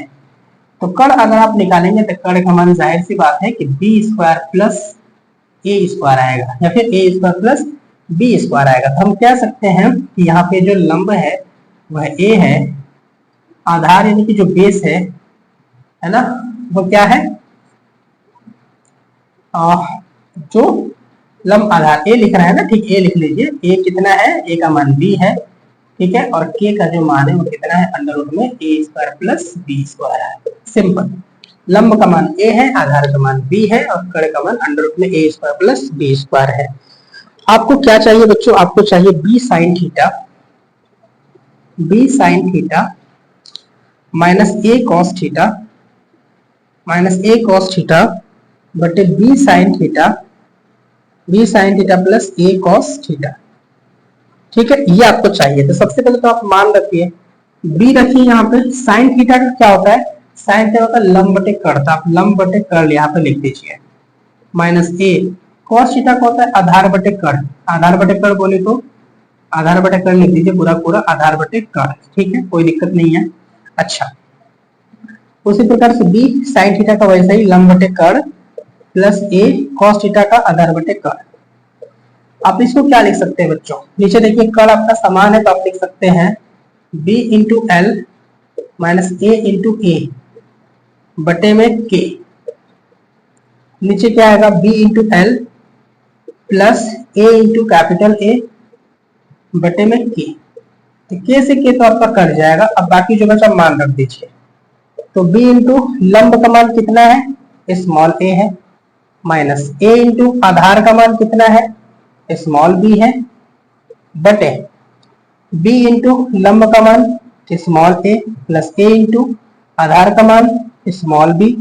इसको अगर आप सॉल्व करते हैं तो ए बी आएगा माइनस ए बी आएगा, नीचे ए बी आएगा प्लस ए बी आएगा, यानी 0 बटे में 2ab आएगा जो कि 0 के बराबर है, 0 के बराबर है। तो यानी कि जो आपका आंसर आने वाला है बेटा, आपका जो आंसर आने वाला है बाबू वो कितना आने वाला है 0 आने वाला है।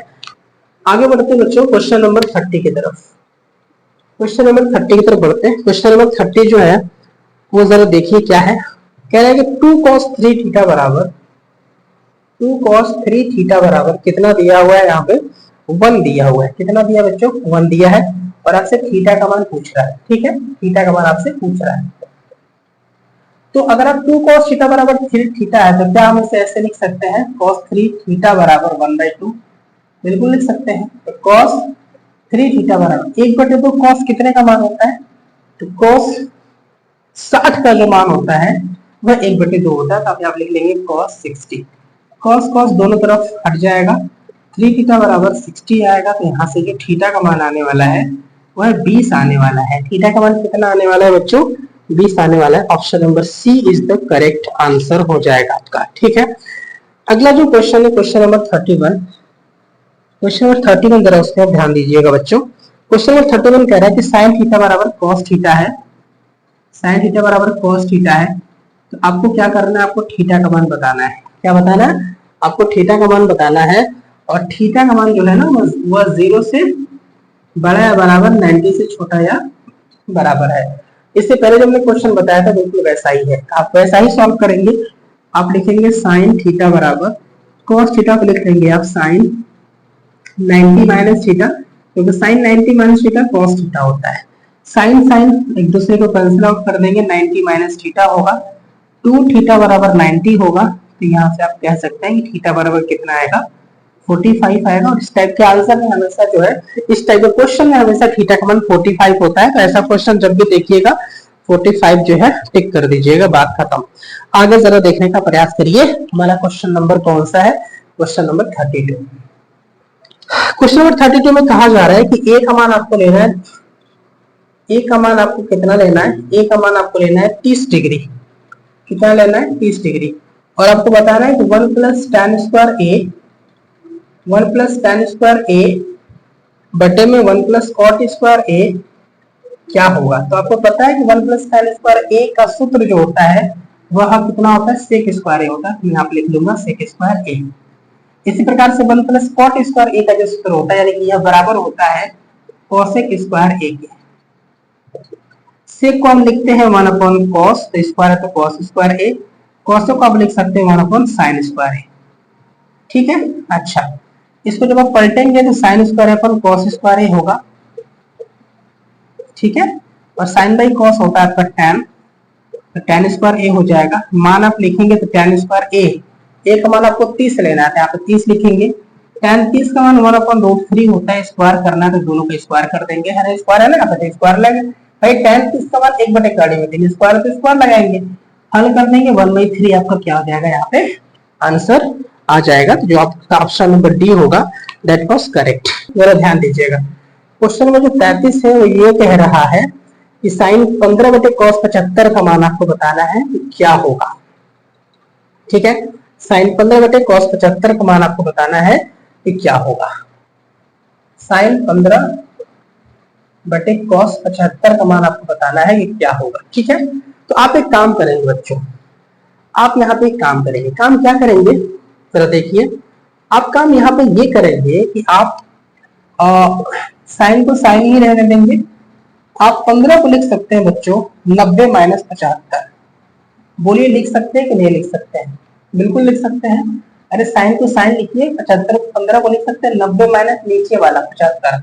आपने ऊपर चूंकि 90 के फॉर्म में बदल दिया है तो नीचे को कुछ नहीं करना है, नीचे ऐसे ही रहेगा cos 75 रहेगा। अब अगर आप सूत्र यहाँ पे लगाएंगे तो साइन 90 माइनस थीटा होता है कॉस थीटा, लेकिन साइन 90 माइनस 75 हो जाएगा कॉस 75, और नीचे आपका ऑलरेडी ही कॉस 75 है, करके कितना आने वाला है बच्चों, यहाँ पे 1 आने वाला है।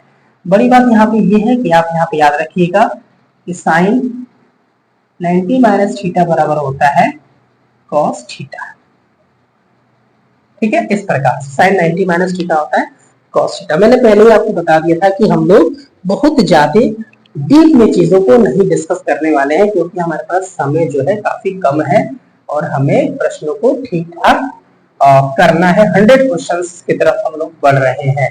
33 तक हम लोग बढ़ चुके हैं बच्चों, जिसका आंसर आ चुका है हम वन आ चुका है।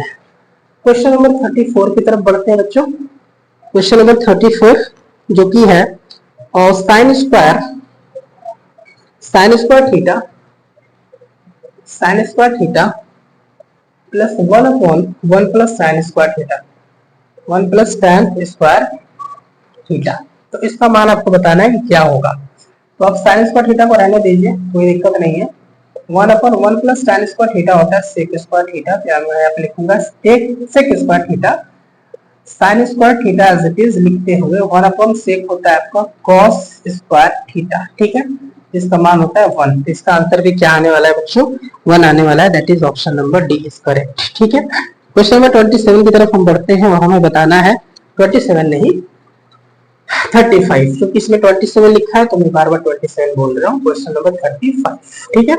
अच्छा, cosec A plus cot A, cosec A plus cot A 1 minus cos A, 1 minus cos A. देखिए ये जो वीडियो बनने वाला है बच्चों, ये वीडियो सभी प्रकार के बच्चों के लिए है। यानी कि 100 क्वेश्चन जो मैथ्स में बिल्कुल वीक है ना, ऐसे क्वेश्चंस ही लिए गए हैं कि 1 से 2 नंबर में आएगा, और जो मैथ्स में बिल्कुल वीक है वह इस वीडियो को देखकर अपना कर सकता है बिल्कुल, और ना अच्छे नंबर से पास आउट हो सकता है। और चीजें आसान सवाल मैंने इसमें लिया हुआ है। अगर बड़े बड़े सवाल होंगे तो मैं एक वीडियो में मैक्सिमम 10 क्वेश्चन ही सॉल्व करूंगा, ये याद रहे आपको, ठीक है। Cosec A plus cot A 1 minus cos A, इसको सॉल्व करना है। तो आप याद रखिएगा कभी भी कॉसेक आता है तो उसको साइन में बदलते हैं। तो कॉसेक है तो 1/sin ए, 1/sin ए प्लस कॉट ए है, कॉट ए को हमेशा हम कॉस अपॉन साइन में तोड़ते हैं, तो cos a अपॉन साइन ए, ठीक है।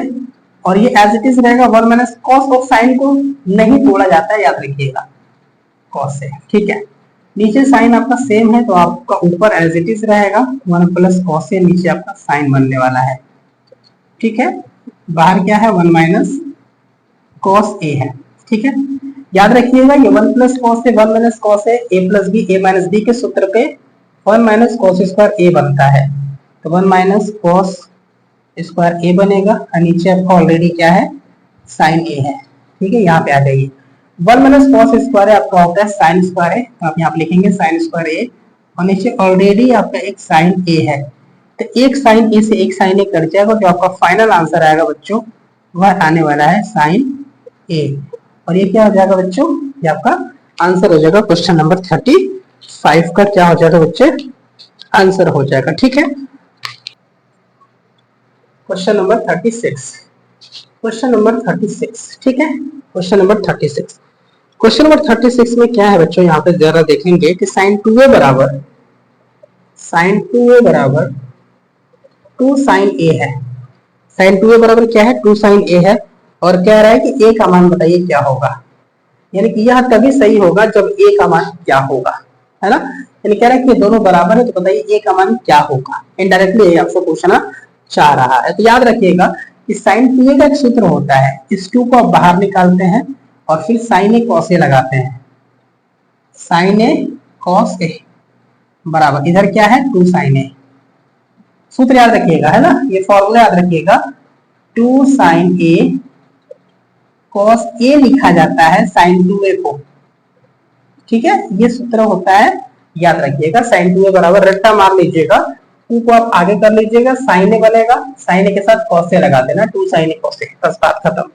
फायदा क्या होगा इससे? फायदा ये होगा कि 2 sin a और 2 sin a कट जाएगा, कटने के बाद आएगा cos a बराबर 1। तो cos a बराबर 1 को आप लिख सकते हैं cos 0, क्योंकि cos 0 का मान क्या होता है बच्चे? cos 0 का मान 1 होता है। तो cos से cos खत्म, a का मान कितना आ जाएगा यहाँ पे? 0 आएगा, है ना। sin 0 का मान 0, cos 0 का मान 1। तो यहाँ पर जो आंसर आने वाला है, क्या आने वाला है? a का मान 0 आने वाला है। That will be your answer बच्चों, ठीक है। अगले क्वेश्चन की तरफ अगर हम बढ़े, क्वेश्चन नंबर 37, क्वेश्चन नंबर 37 की तरफ बढ़े, तो क्वेश्चन नंबर 37 में कह रहा है कि p sin थीटा बराबर q cos theta. p sin theta बराबर q cos theta. p sin theta बराबर q cos theta. p sin theta बराबर q cos थीटा। तो cosec थीटा का मान आपको बताना है क्या होगा।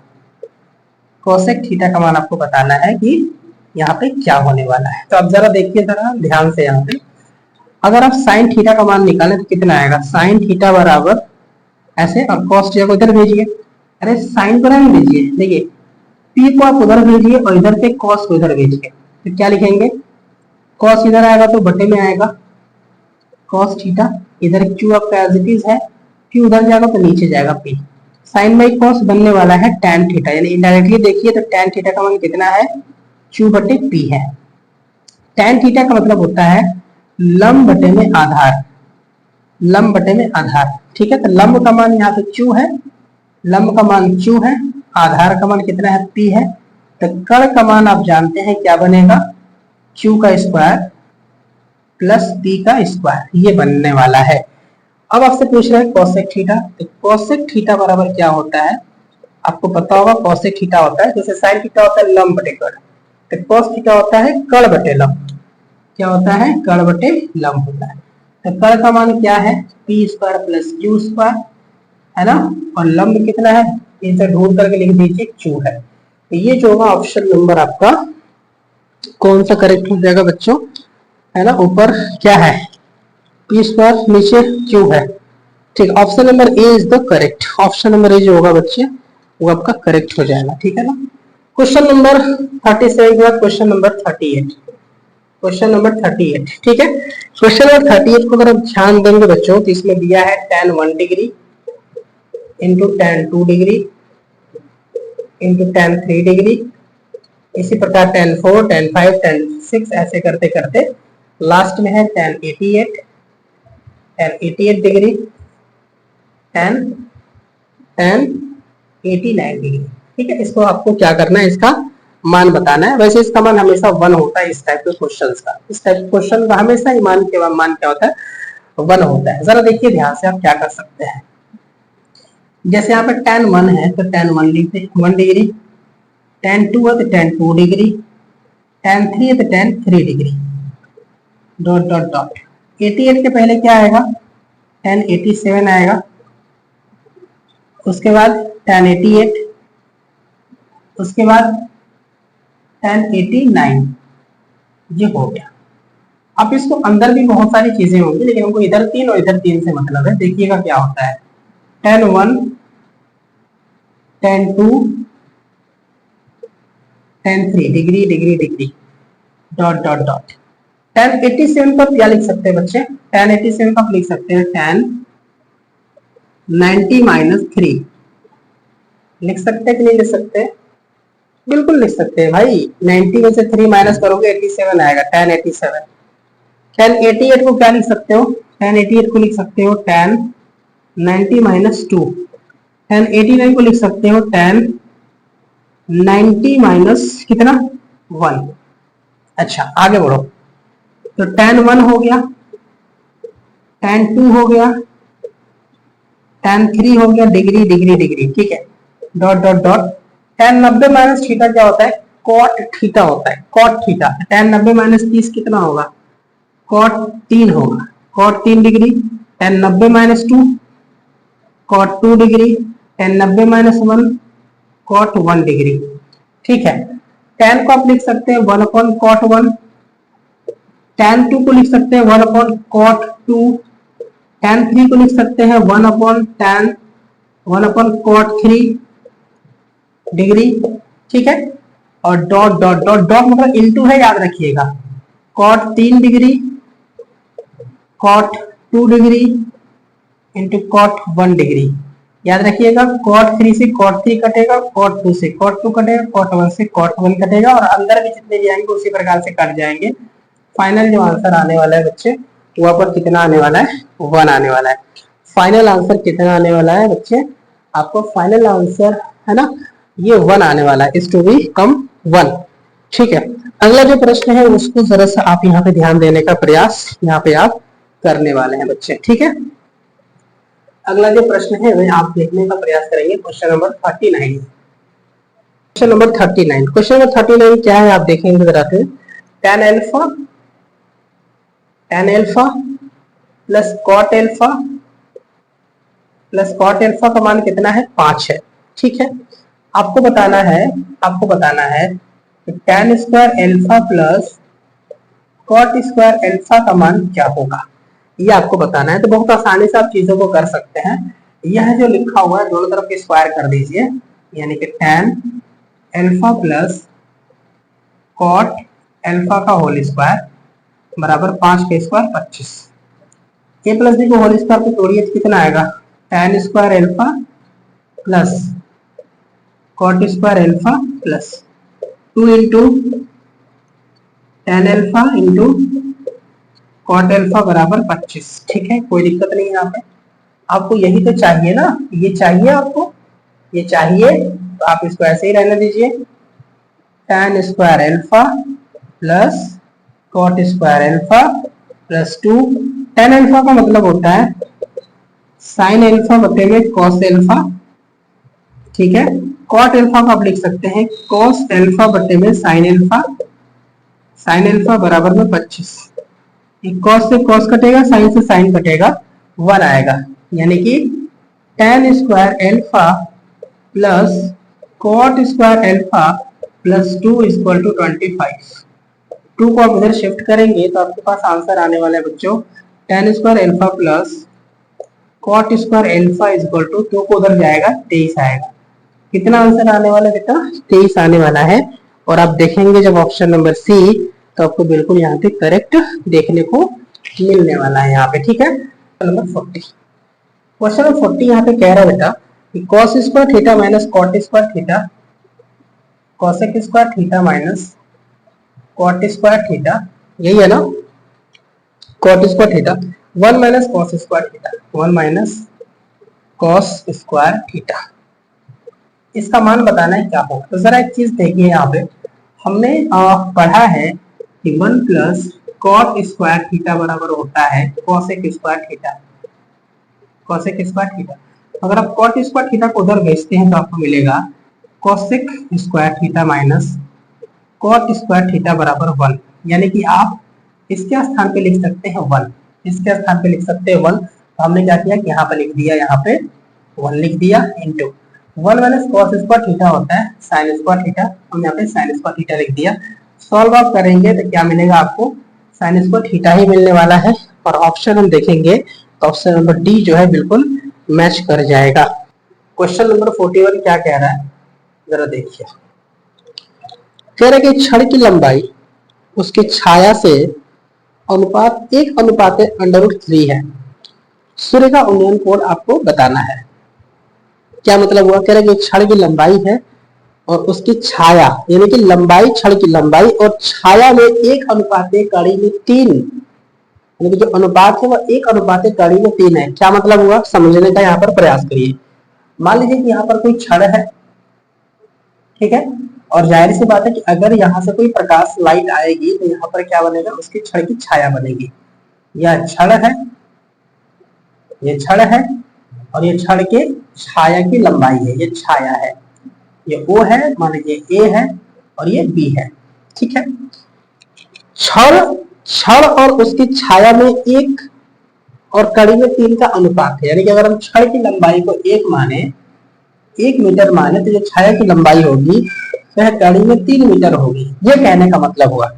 अब सवाल पूछ रहा है कि सूर्य का उन्नयन कोण कितना है, यानी कि जो एंगल है या थीटा आपसे पूछ रहा है, थीटा क्या पूछ रहा है, आपसे पूछ रहा है। ठीक है, तो अगर आप यहाँ पे 1/3 कड़ी में 3 लिखते हैं, यानी कि लंब बटे में आधार लिखते हैं, यानी 1/3 कड़ी में 3 लिखते हैं, लंब बटे में आधार लिखते हैं, तो लंब बटे आधार होता है tan थीटा।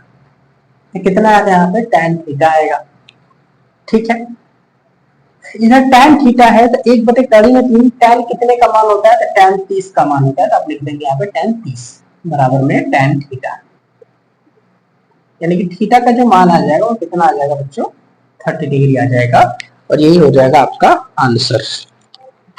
थीटा का मान कितना आ जाएगा, 30 डिग्री आ जाएगा। और यही क्या हो जाएगा, आपका आंसर हो जाएगा। ठीक है बच्चों, अब आगे देखने का थोड़ा सा प्रयास करेंगे।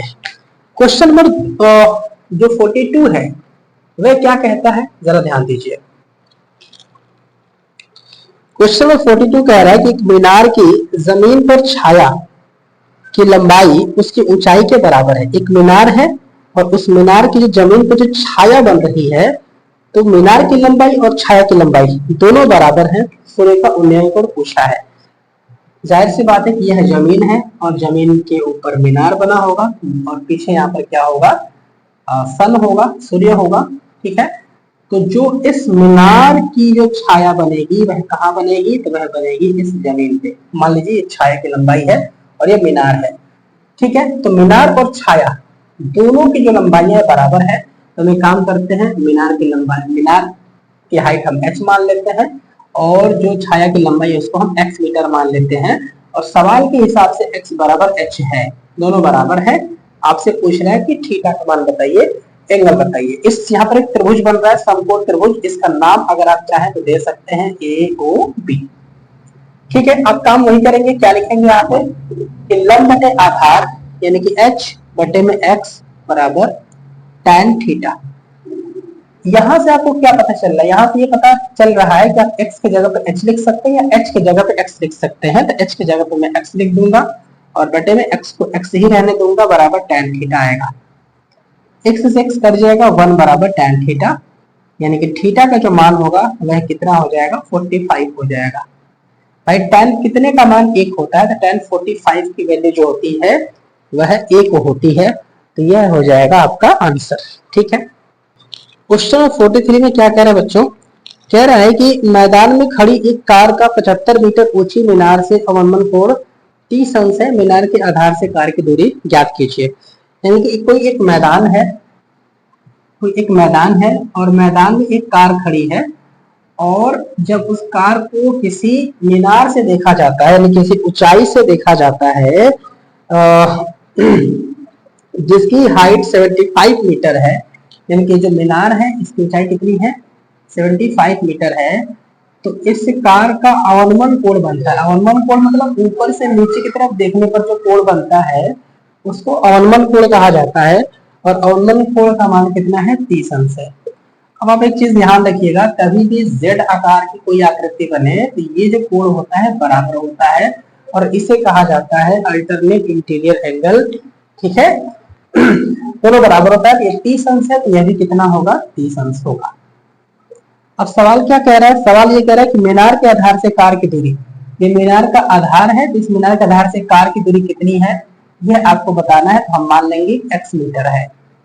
ठीक है, ये मीनार की हाइट है जो कि कितनी है, 75 मीटर है। यह एंगल है, इसको आप चाहें तो नाम दे सकते हैं AOB। ठीक है, तरीका क्या होता है इस तरह के सवाल करने का, तरीका ये होता है कि आपने जो माना है कि माना मीनार के आधार से कार की दूरी जो है उसको अपने x माना है, तो आप इस चीज को लिख लेंगे यहाँ पे कि माना मीनार के आधार से कार की दूरी बराबर x मीटर। माना मीनार के आधार से कार की दूरी बराबर x मीटर है। ठीक है, क्लियर है इतना। अच्छा, आगे देखिए। अब आपको जो पता करना है, x पता करना है, तो आप पहले x लिखेंगे और बटे जो पता है इस त्रिभुज में, जैसे 3 भुजाएं होती हैं, एक भुजा पता करना होगा, दूसरी भुजा दी गई होगी जो कितनी है, 75 है। अब आप ये जानते हैं कि यह आधार है और यह क्या है, लंब है। तो आधार बटे लंब क्या होता है बच्चों, आधार बटे लंब होता है cot थीटा। आप यहाँ पे क्या लिखेंगे, cot थीटा लिखेंगे। थीटा की जगह पे आप कितना लिख सकते हैं, 30 अंश लिख सकते हैं। ठीक है, आगे देखिए, तो x बटे में 75 बराबर cos 30 का मान कितना होगा, जो tan 60 का मान होगा, tan 60 का मान √3 होता है, इसका भी मान कितना होगा, √3 हो जाएगा। x का जब आप मान निकालेंगे तो आपके पास आंसर आने वाला है 75 √3।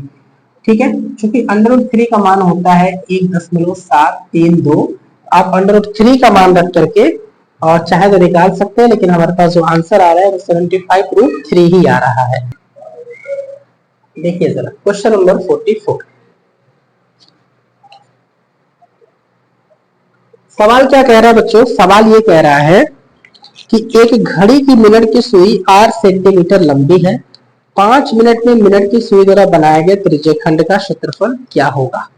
जाहिर सी बात है कि अगर हम घड़ी की बात करें तो घड़ी में क्या होता है बच्चों, घड़ी में एक सुई होती है जो मिनट वाली सुई होती है। ठीक है, मान लीजिए यह मिनट वाली सुई है, यह मिनट वाली सुई जो है 5 मिनट में यह सुई जो है इतना आगे बढ़ जाएगी। 5 मिनट में यह सुई जो है इतना आगे बढ़ जाएगी और बढ़ करके जो निर्माण करेगी उसे हम कहते हैं त्रिज्यखंड। त्रिज्यखंड का मतलब क्या होता है, जैसे यह एक वृत्त है तो वृत्त का केंद्र होता है, केंद्र की जो त्रिज्या होती है अगर वह एक बिंदु से दूसरे बिंदु तक चली जाए तो यह जो एरिया बनता है इस एरिया को कहा जाता है त्रिज्यखंड। और इसका जो एरिया का सूत्र होता है वह होता है थीटा बटे 360 गुणे पाई आर स्क्वायर। यह सूत्र होता है थीटा बटे 360 गुणे पाई आर स्क्वायर। इसे कहा जाता है त्रिज्यखंड, यानी कि सेक्टर कहा जाता है इंग्लिश में।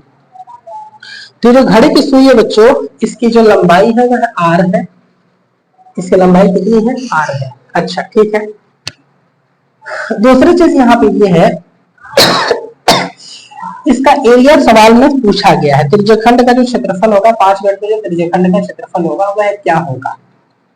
ठीक है, वह क्या होगा, तो त्रिज्यखंड के लिए आपको थीटा पता होना चाहिए, पाई का मान तो मतलब 22/7 आप लिख सकते हैं, कोई दिक्कत नहीं है, आर की जगह पे आर ही रहेगा, यानी कुल मिलाकर के यह आपको थीटा निकालना पड़ेगा तभी आप काम कर पाएंगे। यानी कि जो मिनट वाली सुई है वह उसकी थीटा कितनी है, थीटा का मतलब 5 मिनट में बनाया गया कोण, मिनट की सुई द्वारा 5 मिनट में बनाया गया कोण आप निकालेंगे वही हो जाएगा थीटा। तो आपको सिर्फ और सिर्फ थीटा निकालना है, थीटा निकाल करके इसमें मानों को रख देना है। देखिए ध्यान से क्या लिखेंगे, आपको एक चीज पता है कि जो मिनट वाली सुई होती है बच्चों वह 60 मिनट में 360 डिग्री का एंगल बनाती है। 60 मिनट में पूरा का पूरा एक चक्कर लगा लेती है। और जब भी कोई वस्तु किसी वृत्ताकार पथ पे एक चक्कर लगाती है तो वह केंद्र पे 360 डिग्री का यानी कि 2 पाई रेडियन का एंगल बनाती है। ठीक है ना, तो मैं क्या कह रहा हूं, मैं ये कह रहा हूं कि जो मिनट वाली सुई है वह 60 मिनट में 360 डिग्री का एंगल बनाएगी। तो चूंकि मिनट वाली सुई 60 मिनट में कोण बनाएगी, 60 मिनट में कोण बनाएगी, कितना बनाएगी, 60 मिनट में कोण कितना बनाएगी, 360 डिग्री बनाएगी। तो चूंकि मिनट वाली सुई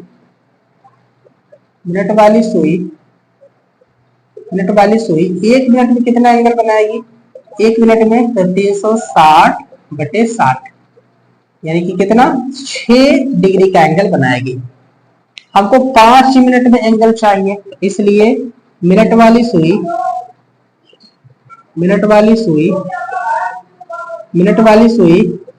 5 मिनट में कोण बनाएगी। 5 मिनट में कितना कोण बनाएगी बच्चों, 5 मिनट में कोण बनाएगी 6 गुणे 5, 6 पंचे 30 डिग्री का कोण यहाँ पे बनेगा और ये थीटा का मान है। तो अब आप निकाल सकते हैं जो त्रिज्यखंड है उसका क्षेत्रफल। त्रिज्यखंड को इंग्लिश में सेक्टर बोला जाता है, तो आप लिख सकते हैं इसलिए एरिया ऑफ सेक्टर बराबर सूत्र होता है थीटा बटे 360 गुणे पाई आर स्क्वायर। ठीक है ना, आगे मान रखिए थीटा का मान कितना निकल करके आया है, 30 निकल करके आया है, तो आप यहाँ पे लिख दीजिए 30/360, पाई के मान में पाई रहने दीजिए, आर स्क्वायर मतलब आर स्क्वायर, कटेगा तो कितना आ जाएगा, 12 आएगा, कितना आएगा 12। तो जो आंसर आएगा वो आएगा पाई बटे 12 आर स्क्वायर। यही आंसर आना चाहिए। मैं एक बार मिला लेता हूँ कि आंसर और पाई का मान तो नहीं रखा है ना। कहा गया? पाई आर स्क्वायर बटे में 12। ऑप्शन नंबर बी जो होगा बच्चों, यह आपका करेक्ट हो जाएगा। समझ में आया? क्वेश्चन 45 क्या कह रहा है, जरा ध्यान दीजिएगा। कह रहा है कि 12 सेंटीमीटर त्रिज्या वाले एक वृत्त के 60 अंश के कोण वाले त्रिज्याखंड का क्षेत्रफल होगा।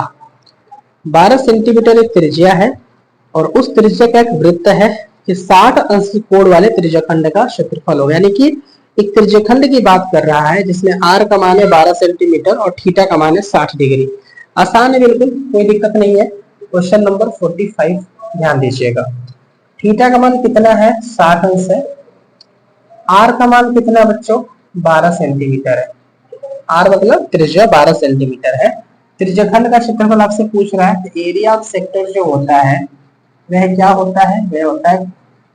वह होता है थीटा बटे 360 पाई आर स्क्वायर। मान जब आप रखेंगे तो पाई का मान मैं एक बार देख लेता हूँ कि आंसर पाई में आया है क्या। आंसर पाई में आया है, लेकिन पाई का मान आपको नहीं लिखना है यहाँ पे।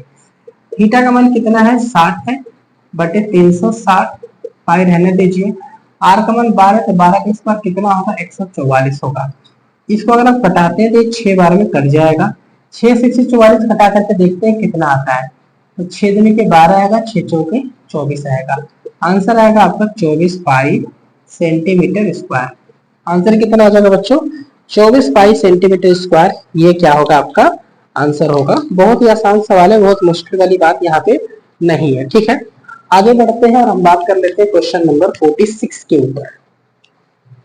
क्वेश्चन नंबर 46 क्या है, जरा आप ध्यान देंगे। आपको सिर्फ पढ़ाई से मतलब होना चाहिए, मैं कैसे पढ़ा रहा हूँ, है ना। अब मैं जो बोल रहा हूँ बच्चों, सिर्फ आपको उस पर ध्यान देना है कि मैं क्या बोल रहा हूँ। ठीक है, बाकी आपको किसी से मतलब नहीं होना चाहिए। चीजें आपको समझ में आ रही है कि नहीं आ रही है, ये तो मैटर करता ही करता है। क्वेश्चन नंबर 46 जो है बच्चों, ये क्या है, फिर आप देखेंगे यहाँ पे। क्वेश्चन नंबर 46 है, दो वृत्तों के व्यासों का अनुपात 4:2 है। क्वेश्चन नंबर 46, दो वृत्त हैं, उनके व्यासों का अनुपात 4:2 है। तो एक वृत्त के लिए हम मान लेते हैं कि जो व्यास है वह d1 है, तो d1 का मान कितना है? 4 है। ठीक है, और जो दूसरा वृत्त है d2, इसका मान कितना है? इसका मान है आपका 2, मान लेते हैं 2 है। कह रहे कि परिधियों के अनुपात आपको बताना है क्या होगा। तो अगर d1 बराबर 4 है तो क्या r1 बराबर कह सकते हैं कि 2 होगा। सेंटीमीटर मत लिखिएगा, ये लंबाई नहीं है, अनुपात दिया हुआ है 2। d2 बराबर 2 है तो क्या हम कह सकते हैं कि r2 बराबर कितना हो जाएगा? त्रिज्या व्यास की आधी होती है, 1 हो जाएगा। ठीक है, अब आपसे सवाल हमें पूछा गया वृत्तों की परिधियों में अनुपात कितना होगा। आपको पता है कि दो वृत्त है। ठीक है, परिधि मतलब होता है सर्कमफेरेंस, C1 से दिखाते हैं। तो हमें चाहिए C1 बटे C2, है ना, ये चाहिए हमको, क्योंकि C1 बटे C2। तो परिधि जो होता है वृत्त का, वह 2 पाई r होता है। तो C1 लिखना होगा तो आप लिखेंगे 2 पाई r1, C2 लिखना होगा तो आप लिखेंगे 2 पाई r2। ठीक है, 2 पाई से 2 पाई कट जाएगा, आपको मिलेगा r1 बटे में r2। r1 का मान आप देख लीजिए कितना है? 2 है। r2 का मान 1 है। कितना आंसर आएगा? 2:1 आएगा। और यही क्या हो जाएगा? आपका आंसर हो जाएगा 2:1। ठीक है, ऑप्शन तो नहीं दिख रहा है कहीं पे। दूसरे तरीके से एक बार देखने का प्रयास करते हैं बच्चों। दो वृत्तों के व्यासों का अनुपात 4:2 है।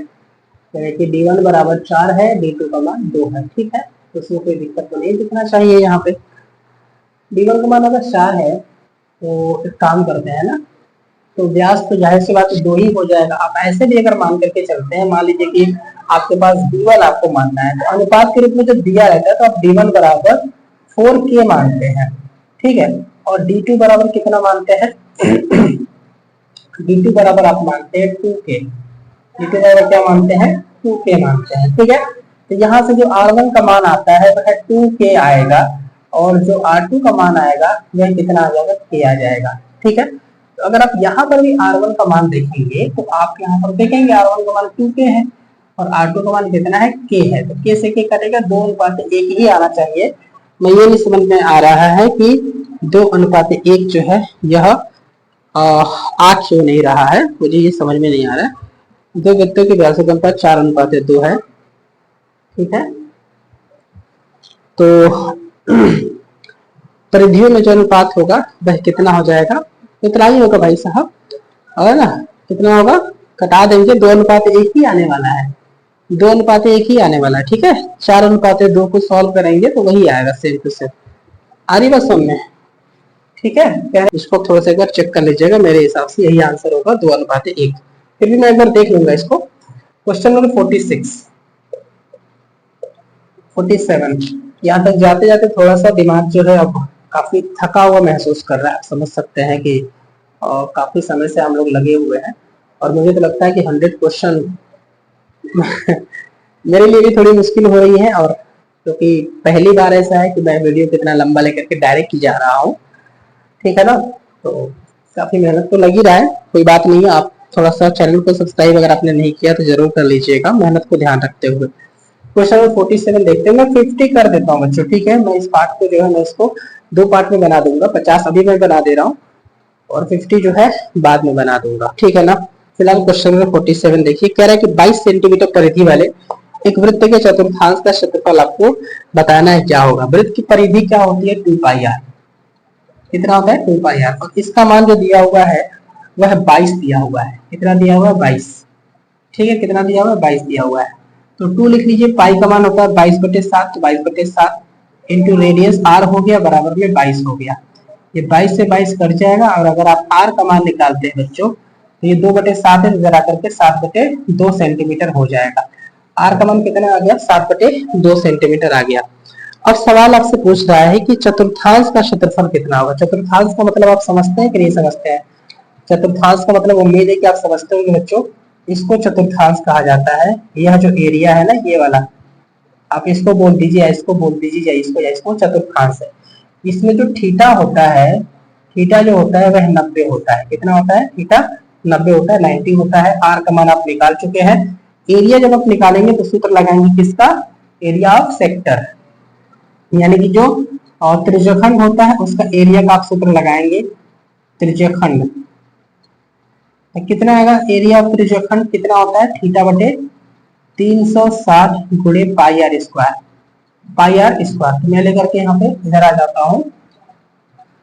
तो एरिया ऑफ सेक्टर कितना होगा बच्चों, एरिया ऑफ सेक्टर होगा, यह कितना होने वाला है, जरा ध्यान दीजिए। थीटा का मान तो 90 है, तो 90/360 होगा, 90/360 होगा, गुणे पाई का मान कितना रखेंगे, 22/7 रख दे क्या। आंसर किसमें आ रहा है, इसमें देखना पड़ेगा आंसर। पाई में नहीं आ रहा है, लेकिन पाई का मान रखना पड़ेगा 22/7। तो 22/7 में आकर रख दे रहा हूँ। आर स्क्वायर है यहाँ पे, तो 7/2 का स्क्वायर कितना होगा, 7×7 = 49/2 का वर्ग कितना हो जाएगा, 4 हो गया, ठीक है। ये कटेगा 1/4 बार में पूरा का पूरा, ठीक है ना। अच्छा, ये 7 से 49 कटेगा कितने बार में, 7 बार में, क्लियर है। ये 4 और 22 कटेगा, 2 दूनी की 4, 11 बार में। तो जो एरिया ऑफ सेक्टर होगा बच्चों, यह कितना आने वाला है, यहाँ पे एरिया ऑफ सेक्टर आएगा 11×7 = 77 और 4 दूनी के 8 हो जाएगा। कितना सेंटीमीटर स्क्वायर, 77/8 सेंटीमीटर स्क्वायर। यह आपका आंसर आने वाला है, 77/8 सेंटीमीटर स्क्वायर आपका आंसर आने वाला है, ठीक है। क्वेश्चन 47 के बाद हम बढ़ते हैं क्वेश्चन नंबर 48 के बाद। 48 पर चलते हैं, क्वेश्चन नंबर 48 पे चलते हैं। क्वेश्चन नंबर 48, क्वेश्चन नंबर 48 पे चलते हैं बच्चों। क्वेश्चन नंबर 48 क्या कह रहा है, जरा ध्यान दीजिए। कह रहा है कि 6 सेंटीमीटर त्रिज्या के वृत्त का एक चाप केंद्र पर 30 अंश का कोण आंतरिक करता है। संगत चाप की माप ज्ञात कीजिए। संगत चाप की माप ज्ञात कीजिए। त्रिज्या कितनी है, 6 सेंटीमीटर है, तो आप लिख सकते हैं r = 6 सेंटीमीटर, r = 6 सेंटीमीटर, ठीक है। कोण जो बन रहा है 30 अंश का कोण बन रहा है, तो थीटा बराबर कितना है, 30 अंश है। थीटा बराबर कितना बच्चों, 30 अंश है। 30 अंश का कोण आंतरित करती है। संगत चाप की माप ज्ञात कीजिए। चाप की माप को हम बोलते हैं L बराबर, है ना। संगत चाप की लंबाई को L बोला जाता है, ठीक है। तो आप एक काम करिए, जब चाप की लंबाई आपको चाहिए होगी तो आप क्या करेंगे, चाप की लंबाई का सूत्र यहाँ पे लगाएंगे, कितना, θ/360 गुणे 2 पाई आर, ये लगाएंगे। थीटा का मान कितना बच्चे 30 है, 360 जस्ट का प्लस पाई, पाई का मान 22/7 रख दें क्या। आंसर किसमें आया, पाई में आया है क्या, पाई नहीं आया तो आप पाई मत रखिए, मतलब पाई का मान मत रखिए, पाई रहने दीजिए। आर का मान कितना है, आर का मान 6 है, ठीक है। तो ये 12 बार में कटेगा, 12 बार में कटेगा, और 6 दूनी के 12 है, तो 12 से 12 पूरा का पूरा कट जाएगा। यानी जो आपका आंसर आने वाला है वो आने वाला है पाई सेंटीमीटर। कितना आंसर आने वाला है बच्चों, पाई सेंटीमीटर आने वाला है। That is option number D is correct, ठीक है। आगे बढ़ते हैं, क्वेश्चन नंबर 49 के ऊपर हम लोग बात कर लेते हैं, ठीक है। क्वेश्चन 49 क्या कह रहा है कि यदि 14 सेंटीमीटर त्रिज्या के एक वृत्त के त्रिज्यखंड का क्षेत्रफल 154 सेंटीमीटर स्क्वायर है, तो त्रिज्यखंड का कोण कितना होगा वह आपको बताना है, ठीक है। सवाल क्या कह रहा है जरा ध्यान दीजिए। सवाल कह रहा है कि यदि 14 सेंटीमीटर त्रिज्या, आर का मान कितना है, आर का मान है 14 सेंटीमीटर। यदि 14 सेंटीमीटर त्रिज्या कि एक वृत्त के त्रिज्यखंड का क्षेत्रफल यानी कि एरिया जो है 154 है, एरिया जो है 154 सेंटीमीटर स्क्वायर है, ठीक है। सवाल आपसे पूछ रहा है कि त्रिज्यखंड का कोण बताइए कितना होगा, आपसे थीटा जानना वो चाह रहा है, ठीक है ना, थीटा आपका जानना चाह रहा है। जब फॉर्मूला लगाएंगे area equal to theta upon 360 गुणे पाई आर स्क्वायर, तो ए का मान तो दिया है सवाल में कितना है 154 है, बराबर थीटा का मान आपसे जानना चाह रहा है 360, पाई का मान रख दे क्या, रख दीजिए 22/7, 22/7। आर स्क्वायर का मान कितना है, आर का मान 14 है, तो 14 का स्क्वायर कितना जाएगा 196 हो जाएगा, यानी 14 गुणे 14 लिख लीजिए, कोई दिक्कत नहीं है। 7 से कटेगा 2 बार में, कितने बार में कटेगा 2 बार में कट जाएगा, ठीक है। अगर आप यहाँ से डायरेक्ट थीटा निकाल दे तो थीटा बराबर क्या आने वाला है, थीटा बराबर आने वाला है 154 गुणे 360, और ये जो है 2 गुणे 14, 2 गुणे 14 गुणे 22, ये आपका नीचे आ जाएगा, 2 गुणे 14 गुणे 22 क्या हो जाएगा, तीनों को तीनों नीचे आ जाएगा, ये क्रॉस मल्टीप्लाई हो जाएगा। अब जरा आप कटाइए यहाँ पे कटाइए, बिल्कुल कटाइए, निश्चिंत में कटाइए। ये 2 से काम करिए, 360 कटा दीजिए 180 बार में, ये पहला काम हो गया। दूसरा काम आप काम करिए, दूसरा काम ये होगा कि 14 और 154 को कटाइए, किससे 7 से कटाइए, 7 दूनी के 14 होगा, यहाँ पर भी 7 दूनी के 14, 7 दूनी के 14, ठीक है। ये 2 से जो है 22 आप कटा दीजिए, कितने बार में 11 बार में, और 11 से 22 कटा दीजिए कितने बार में 2 बार में, और 2 से 180 कटा दीजिए 90 बार में। तो कितना आने वाला है, यहाँ पे आने वाला है थीटा बराबर में 90 डिग्री। थीटा बराबर कितना हो जाएगा बच्चों 90 डिग्री हो जाएगा, और यही आपका आंसर हो जाएगा थीटा बराबर 90। ऑप्शन नंबर बी जो है यह आपका करेक्ट है, ठीक है, समझ आया। अब हम बढ़ते हैं अपने क्वेश्चन नंबर 50 के ऊपर, 50 के ऊपर हम बढ़ते हैं, क्वेश्चन नंबर 50, ठीक है। और मैं कोशिश करता हूँ कि इसको हम पहला पार्ट ही रहने दें, बहुत आगे ना बढ़े, ठीक है। फिर दूसरा पार्ट हम बना देंगे 50 क्वेश्चन का। एक लंबवृत्तीय बेलन के आधार का जो क्षेत्रफल है 9 सेंटीमीटर स्क्वायर दिया हुआ है। लंबवृत्तीय बेलन के आधार का क्षेत्रफल, आधार का क्षेत्रफल का मतलब होता है जैसे बेलन है आपके पास यहाँ पे, तो जो इसका आधार का क्षेत्रफल होगा बच्चों वह क्या होता है पाई आर स्क्वायर होता है, क्योंकि वृत्त की तरह होता है ना आधार, जो बेलन का जो आधार होता है वृत्त की तरह होता है, तो हम यहाँ पे कह सकते हैं कि पाई आर स्क्वायर दिया हुआ है, कितना सवाल में पाई आर स्क्वायर कितना दिया हुआ है 9 पाई सेंटीमीटर स्क्वायर दिया हुआ है। थोड़ा सा सॉल्व करेंगे तो पाई से पाई यहाँ पे कर जाएगा, आर स्क्वायर बराबर 9 आएगा, तो आर बराबर कितना आ जाएगा 3 सेंटीमीटर आएगा। कुछ लोग कहेंगे सर आपने स्क्वायर हटाया तो प्लस माइनस दोनों क्यों नहीं लगाया है, भाई जब भी लंबाई की बात होती है ना तो प्लस माइनस नहीं लगाते हैं, सिर्फ प्लस में ले लेते हैं, 9 ले लेते हैं। आर बराबर कितना आ गया 3 सेंटीमीटर, आपका आंसर आंसर नहीं आया, आर का मान आया है। सवाल पूछ रहे आधार की त्रिज्या ज्ञात कीजिए, यानी कि आंसर भी आ चुका है, आर का ही मान पूछा है, option number A is the correct, ठीक है। ऑप्शन नंबर ए क्या हो जाएगा करेक्ट हो जाएगा। तो बच्चों इसको यहीं पर मैं रहने देता हूँ, पार्ट 1 इसको मैं बोल देता हूँ, पार्ट 2 में मैं नेक्स्ट 50 क्वेश्चन हम लोग करने वाले हैं, ठीक है। पार्ट 2 में 50 क्वेश्चन करेंगे। वीडियो अगर पसंद आए तो वीडियो को लाइक कर दीजिएगा, चैनल को सब्सक्राइब कर दीजिएगा, वीडियो को अगर आप शेयर करना चाहते हैं तो आप वीडियो को भी शेयर कर दीजिएगा। जितना हो सके बच्चों हमारी सपोर्ट, हम लोगों का सपोर्ट करिए। खासतौर पे जो टीचर थोड़े पिछड़े हैं, है ना, उनका भी सपोर्ट करिए। इसमें बहुत कुछ आपका जाने वाला नहीं है, ठीक है। तो आप अपना बहुत ज्यादा ध्यान रखिए। हम लोग फिर आएंगे सेकेंड पार्ट को लेकर के। इस पार्ट में हमने 50 क्वेश्चन को सॉल्व कराया है। अगले पार्ट में फिर से 50 क्वेश्चन को हम लोग सॉल्व कराने वाले हैं, ठीक है। आप अपना बहुत ध्यान रखिए। जय हिंद, वंदे मातरम बच्चों।